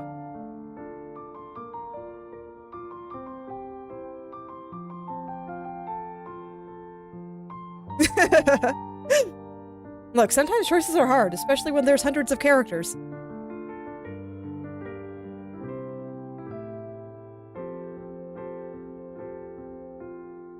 But I haven't touched the game in quite a while. I just cannot deal with dailies anymore. It was really sad because I do like the game, and I do think that it does a lot of good things. I mean, it was enough to let me look into mobile games as a genre, just to see if there was anything good there. For the most part, no. There really wasn't. But it did get me to take a look.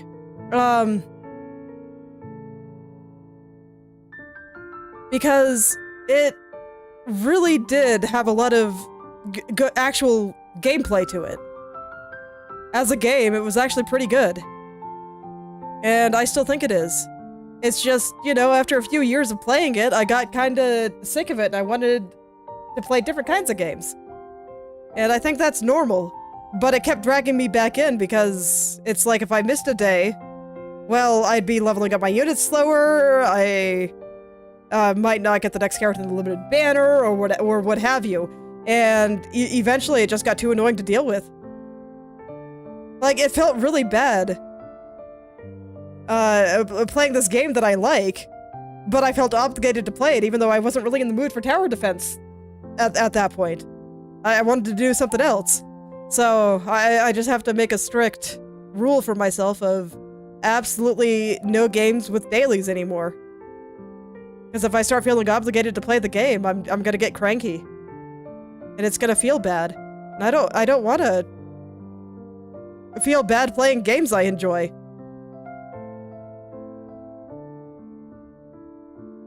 So I just gotta be disciplined in that regard.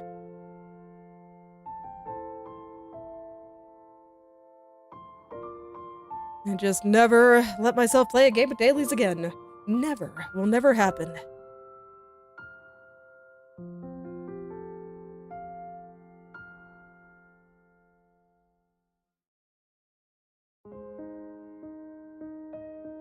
Yeah. Yep. It's a good way to be. I mean, I was fine with not getting all the characters and whatnot. Like, that's fine. I was never really tempted to spend money. It was strictly just feeling obligated to actually play the game. Even though, you know, maybe I wanted to play a different game that week. But if I didn't log in and do the busy work, then I'd miss out on stuff. It's sad. So, I can't do it.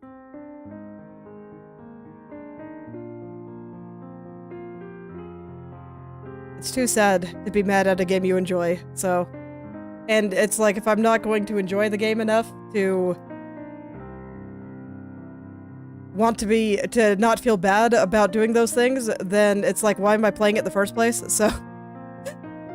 Right?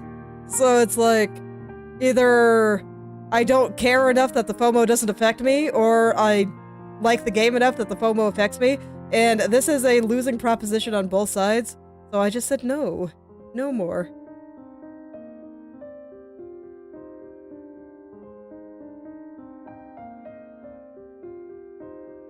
It's hard because some part of me does still want to try Enfield. But no, can't do. It has dailies.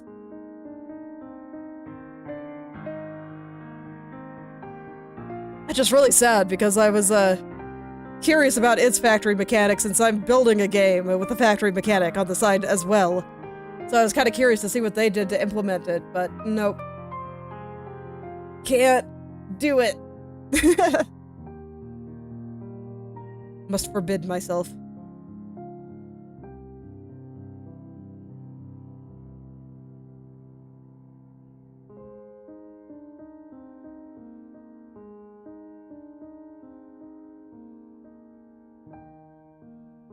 Okay, and then on the window.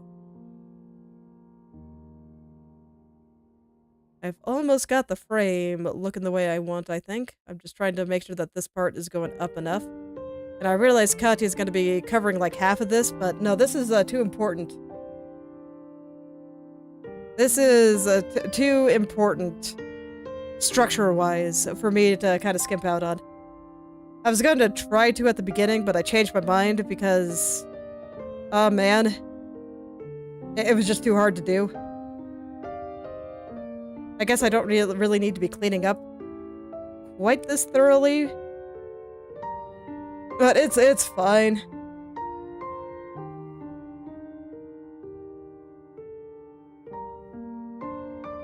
Yeah, I mean, lots of games can let you meet cool people. As I mean, pretty much any hobby, really. Where you can find people that will understand what you're talking about is a great way to meet people. It just reminds me of a study from the early 2000s where there was a lot of moral panic around video games. And they asked themselves, okay, how do video games affect children? And are they bad for children? And what they determined is that kids that played video games on average had more friends than kids that did not. So in fact, people that played video games were not socially reclusive losers necessarily, but rather engaging in a fun hobby that they could then talk about with other people. Go figure. I think you could ask just about anyone that plays video games on the regular, and come to a similar conclusion. Moral panics are just hilarious.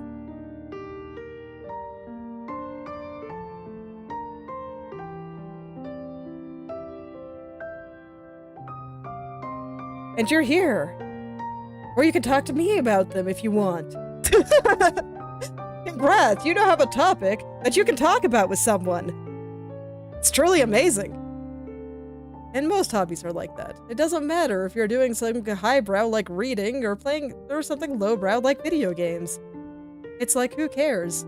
You can now make a shared connection with another human being that shares the same hobby. And it's beautiful. I know, right?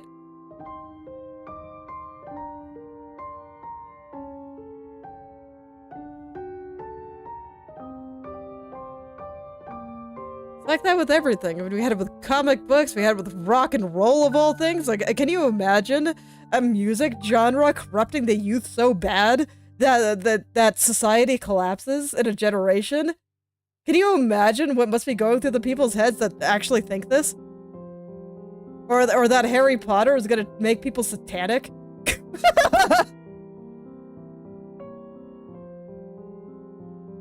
It's funny.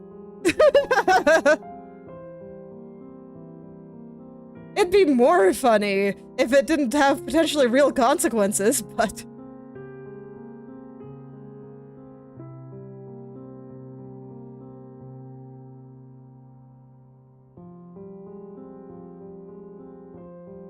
It just reminds me, you know, my husband and I, we play lots of violent video games. We do. They're a good time. And we also have a very dark sense of humor. And we make all kinds of just terrible, edgy jokes that I will not repeat on the internet. And... and the other day, we were driving through a, like, little wooded area, and a squirrel tried to cross the street. And it was, and we were about to hit it, and my husband slammed on the brakes to avoid, you know, running over a squirrel. And I joked about that, where he made the comment of, I didn't want to hit the squirrel, and I just asked why. it was very much a joke. It's like, why didn't you want to kill the squirrel? Well, you know, because he's a normal person that has a little bit of an adverse reaction to randomly killing things with a car. Despite everything.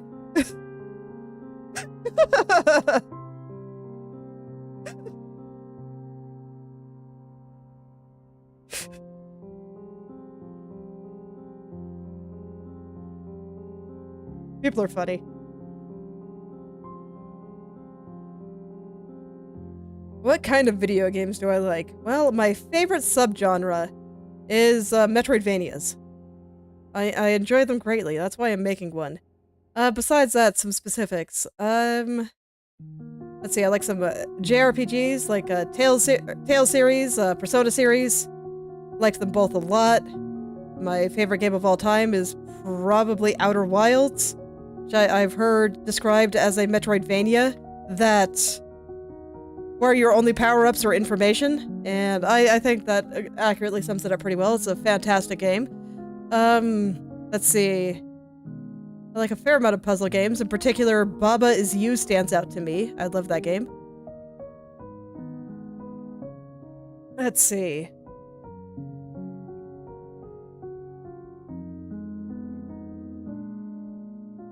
Yeah, those are probably some of my favorites. Right now, my husband and I are revisiting Hollow Knight, which, you know, excellent Metroidvania.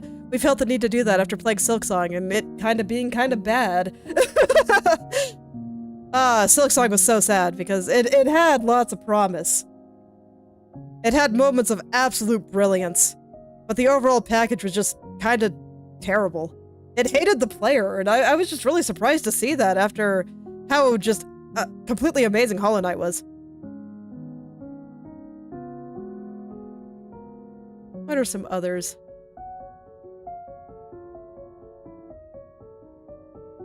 If you want some really obscure ones of some stuff I played on stream, I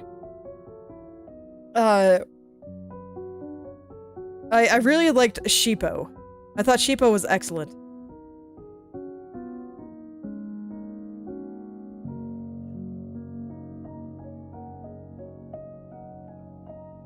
I think you can probably get it for a few dollars on Steam. It was really good. For paying too. Why is it being single player a downside? I think every single game I listed there was single player.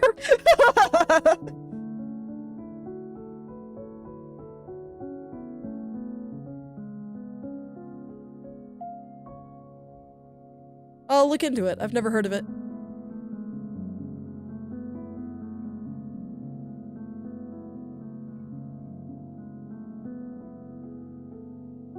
Okay. I'm just working on getting the width of the window right. I think I've got the curve the way I want, so now it's just the width.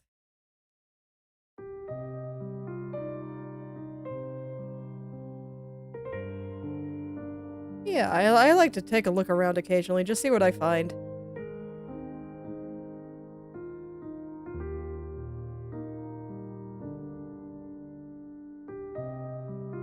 You see, at this point, I'm more interested in games that are interesting, more so than games that are good. So, because I like to go in and steal ideas. So every Friday, I do a gaming stream where I go through and comment on games kind of as a game developer to an extent. So, right now, my idle curiosity is crafting games, or crafting mechanics. So I'll probably play a bunch of games. And follow that idle curiosity. Maybe some other various exploration games. Just the things and types of mechanics that I'm curious about. Alright, I'll look into it.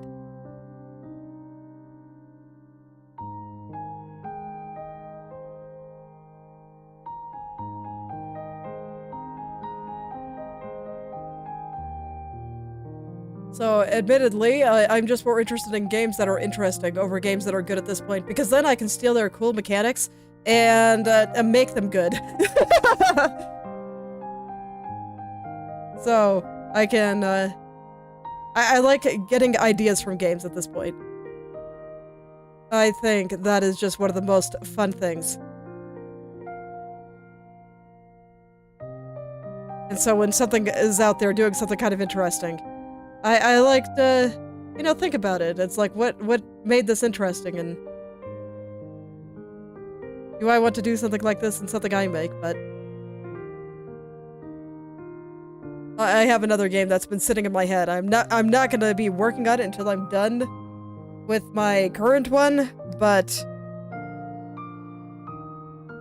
I'm still thinking about things. Would I make a horror game? I don't know, maybe if I had ideas.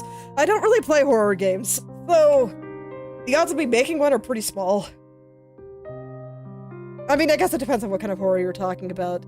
Because when most people say horror, they typically mean, you know, scary monsters and jump scares. Whereas when I think of horror, I more think of the depth of space that don't care about you, and thinking about mortality. So I might do the latter. I tend to be more of the existential dread type. Whereas if things are just kind of gross and creepy, I don't care. I don't find it interesting at all.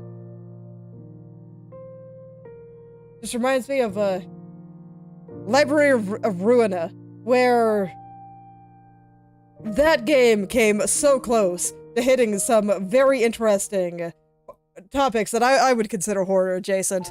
But then it's like they got scared and decided not to, and I was so sad. Just, the warp train. If you know, you know.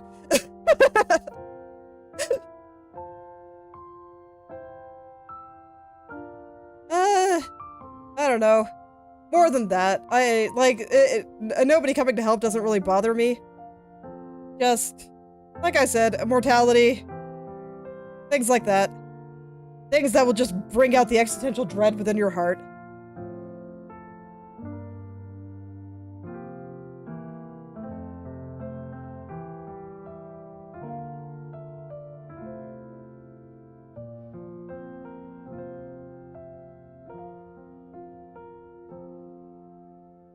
See, right now I do have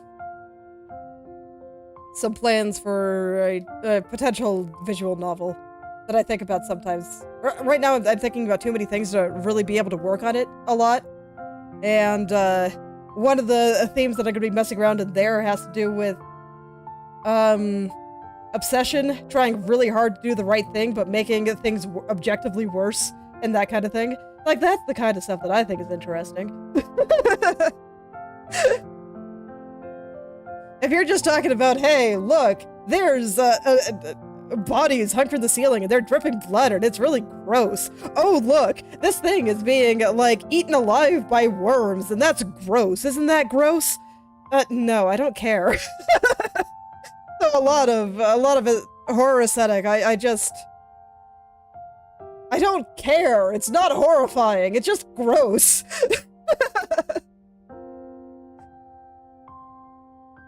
Alright, let's pick a highlight color. Let's see, did I put those beams where I want them? Yeah, I think so.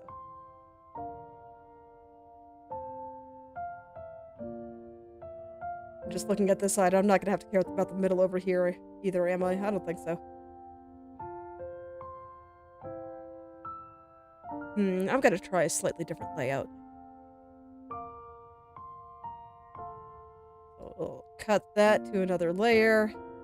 And I'm gonna try putting it a little bit higher, like maybe right here, and then another beam. Let's see, right about here. Do I like that better?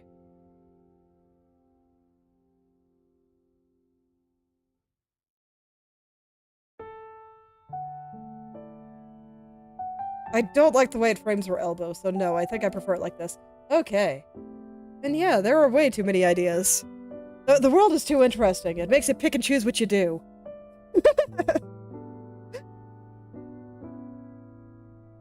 I hate it.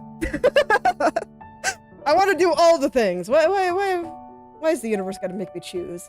It's so rude. Alright. Let's pick a highlight color. I like to do my mixing right on the canvas, because that makes me happy.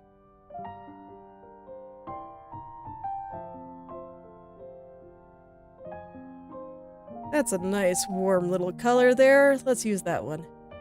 So, this is where I start thinking about which sides of the window do we see. So let's see. This is going to be right down the middle, so I don't think we see either side there.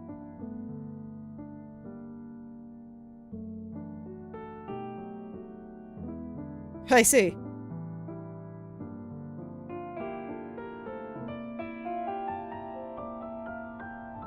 Okay. I'm gonna hide the Katya again. And we're just gonna... No, that's way too big. Let's make the brush a little smaller so I can control what I'm doing a little bit better.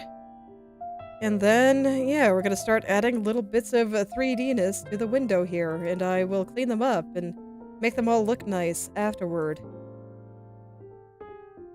But for now, I'm just focusing, okay, how thick is the part of the window we see that kind of goes back and attaches to the wall? I think I'll just let this one go all the way down. And then I'll just delete the part in the middle that's going to be covered by the... I don't know what you call that, but the wooden beam in the middle of the window here. That's too thin.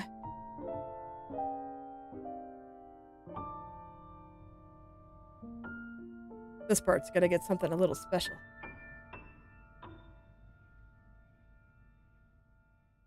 I say, I've never heard of him. I am not especially well read. I don't read that often, unless we're talking about comic books. I don't think those count. And even then, I don't think I read that much. Let's see, I think I want this one to be a little bit thinner still. Yeah, there's just too much cool stuff. That's what I've been saying. Too much cool stuff, not enough time. It's unfortunate. Okay, so this bit is curved, so I just gotta draw it.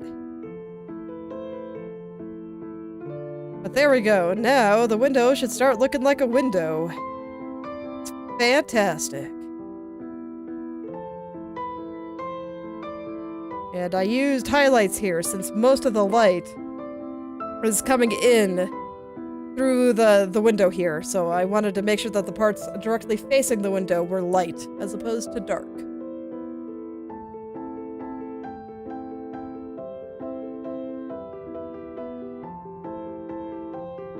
So I'll at least try to get that curve fairly okay, and then I'll go and clean it up like I did before.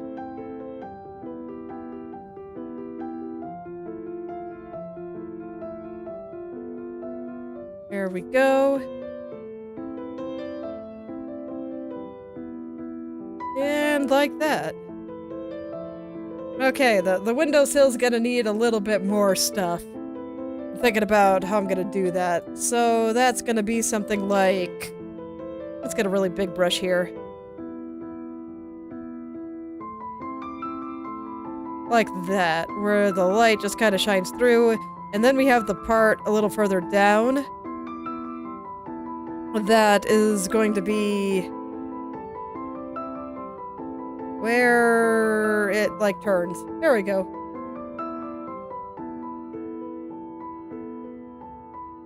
Yeah, that's why I say I'm not especially well read, so I don't know authors.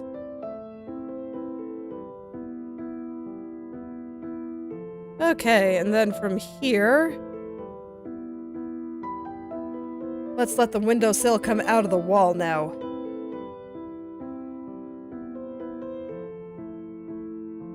I'm still just gonna draw it kind of messily.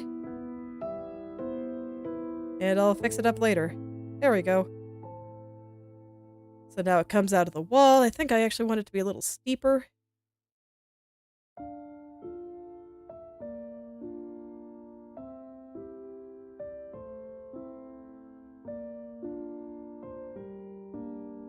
Okay.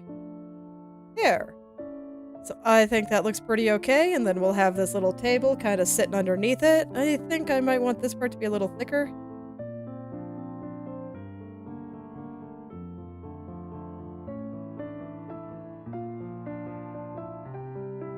There we go. And then, I don't know, how do I have the stuff actually like sitting on that table there? Yeah, that seems fine. Okay. So there we go. I have the general structure for the window down.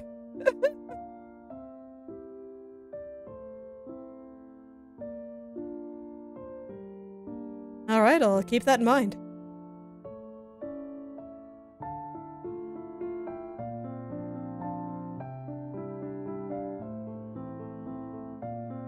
Alright, now let's get everything actually sitting inside the window and making sure that the window is like filled in properly, that we don't have any holes.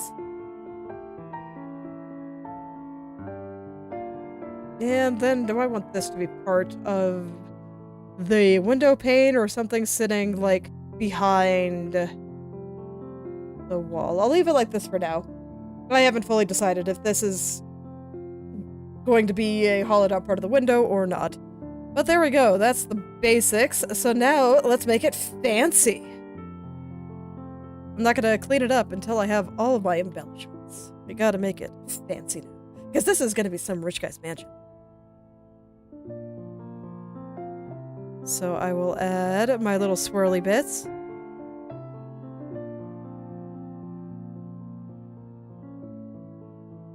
So it'll be something like that. Alright. I will keep that in mind.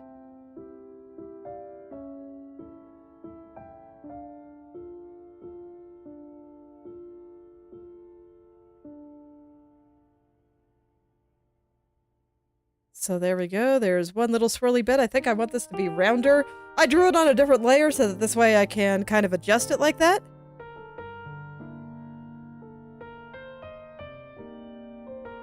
So let's see. What do I do to make this fancy now? Yeah, something like that. So this is back to just being kind of the sketch. And you know what? I kind of want to look at what I did on the other side because I think I can do something similar. Nah, what I have now is way better. Never mind. You know, it's good to see. It's good to see that what I'm doing now is just way better. Okay.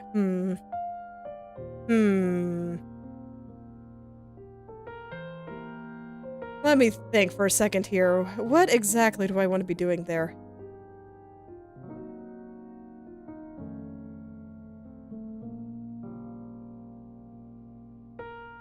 Like, do I want it to swirl like this? Do I want it to swirl like that? Do I want it to come together like this? Actually, that's not bad.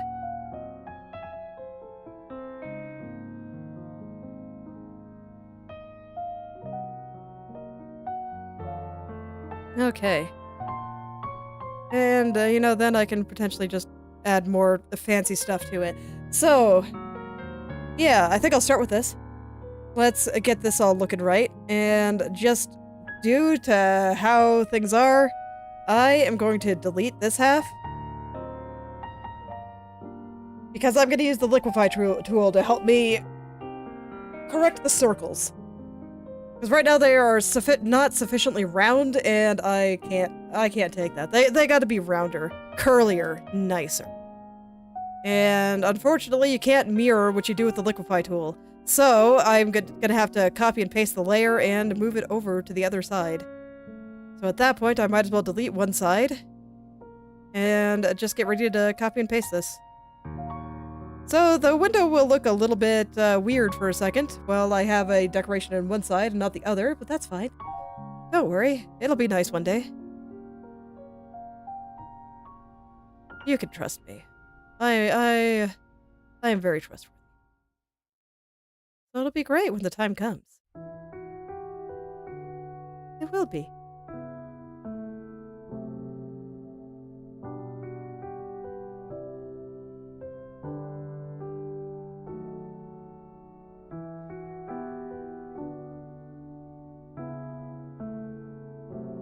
Okay.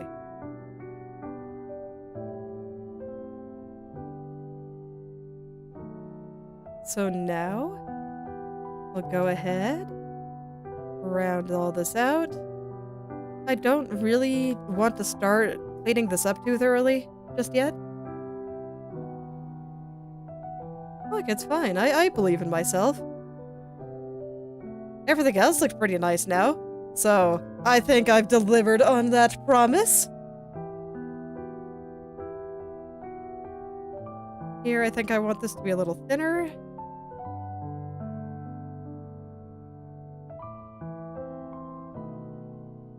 A little rounder through here.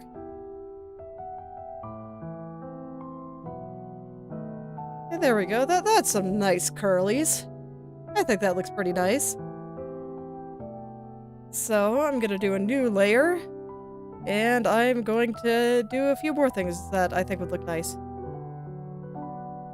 Let's see, do I want it to follow that? I think so.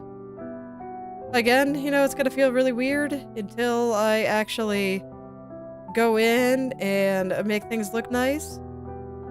So you'll just have to believe in me in the meantime.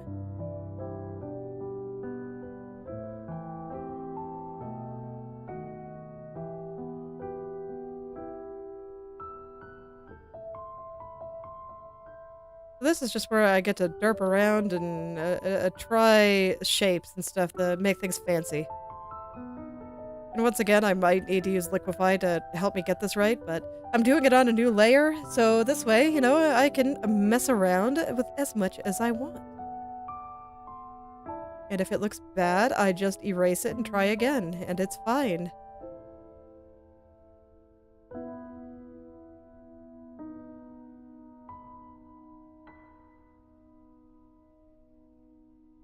We'll do some thin lines, kind of fill in some areas. Just whatever I think looks nice. And it makes it look extra fancy, like a rich guy trying to show off. Because everybody knows that rich guys hold the masquerade balls just to show off. I don't like the dots in there, but I do like that.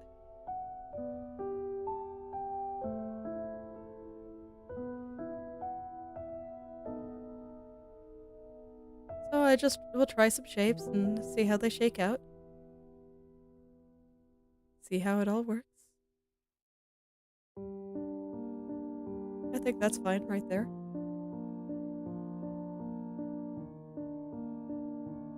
And then when the time comes, I'll mirror this to the other side. And I think that'll be nice. Yeah, just like that.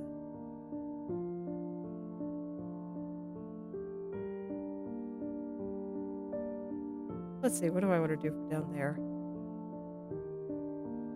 Because I feel like the top of this window just has to be extra fancy. The bottom I'll probably keep pretty plain, so that this way you can actually look through it.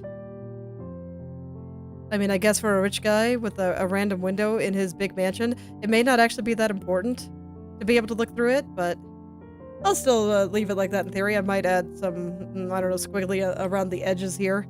And I will probably almost certainly add some squigglies on the edge there. But we'll start with this. We'll start with this.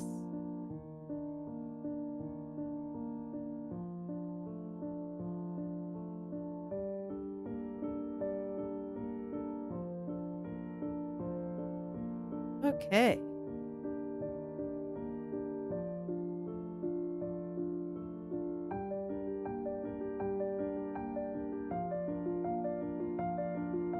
I don't like it touching the curly, though.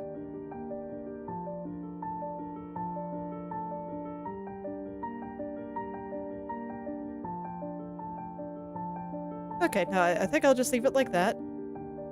And maybe just a couple of dots in there. Okay, let's see what this looks like. Mirrored horizontally. I'm gonna grab my selection rectangle before I mirror it to get it a little bit more accurately mirrored where I want it. Because otherwise it'll mirror it based on the whole image, and I don't want it mirrored across the whole image, I just want it mirrored across this window. So that makes it just a little bit easier.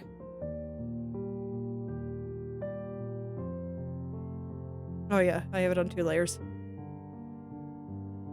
Okay, and this side too. Okay, so it's not perfectly lined up, but yeah, I think that works. I think that works fine. And then I can add a little bit of fanciness like at the top there, I think. Maybe... I'll just leave it like that for now, and I'll just add another layer and derp around with. All of these will be merged at some point. But I want to be able to properly experiment and get what I want to be there. So that's all that's gonna happen for probably the rest of today. We're just gonna derp around with making this window really pretty.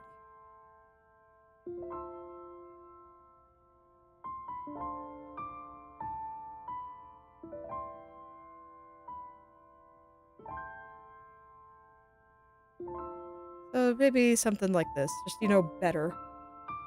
But I think I like it. And then we do the same thing kind of down here.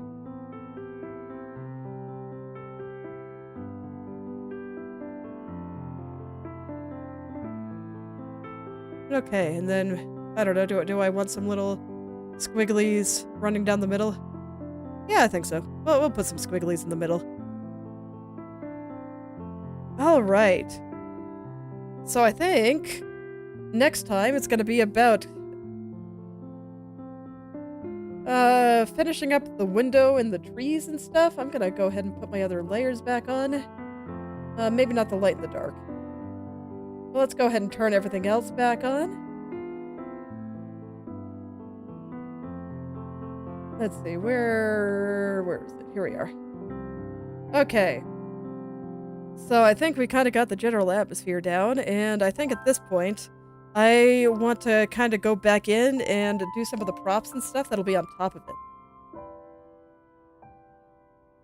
Yeah, on top of kind of the window area there. So I'll go ahead and turn all the layers back on. And so I think next time, yeah, we'll do some plants. And more importantly, I think I'll touch up her face and the cape. Since I held off on doing that today. But I think that is where I will stop for today. So alas, no random 5-hour stream today, but I do have places I need to go. So I'll go ahead and we'll stop there. Let's go ahead and I'll zoom out a bit. There we go. So, thank you all for coming.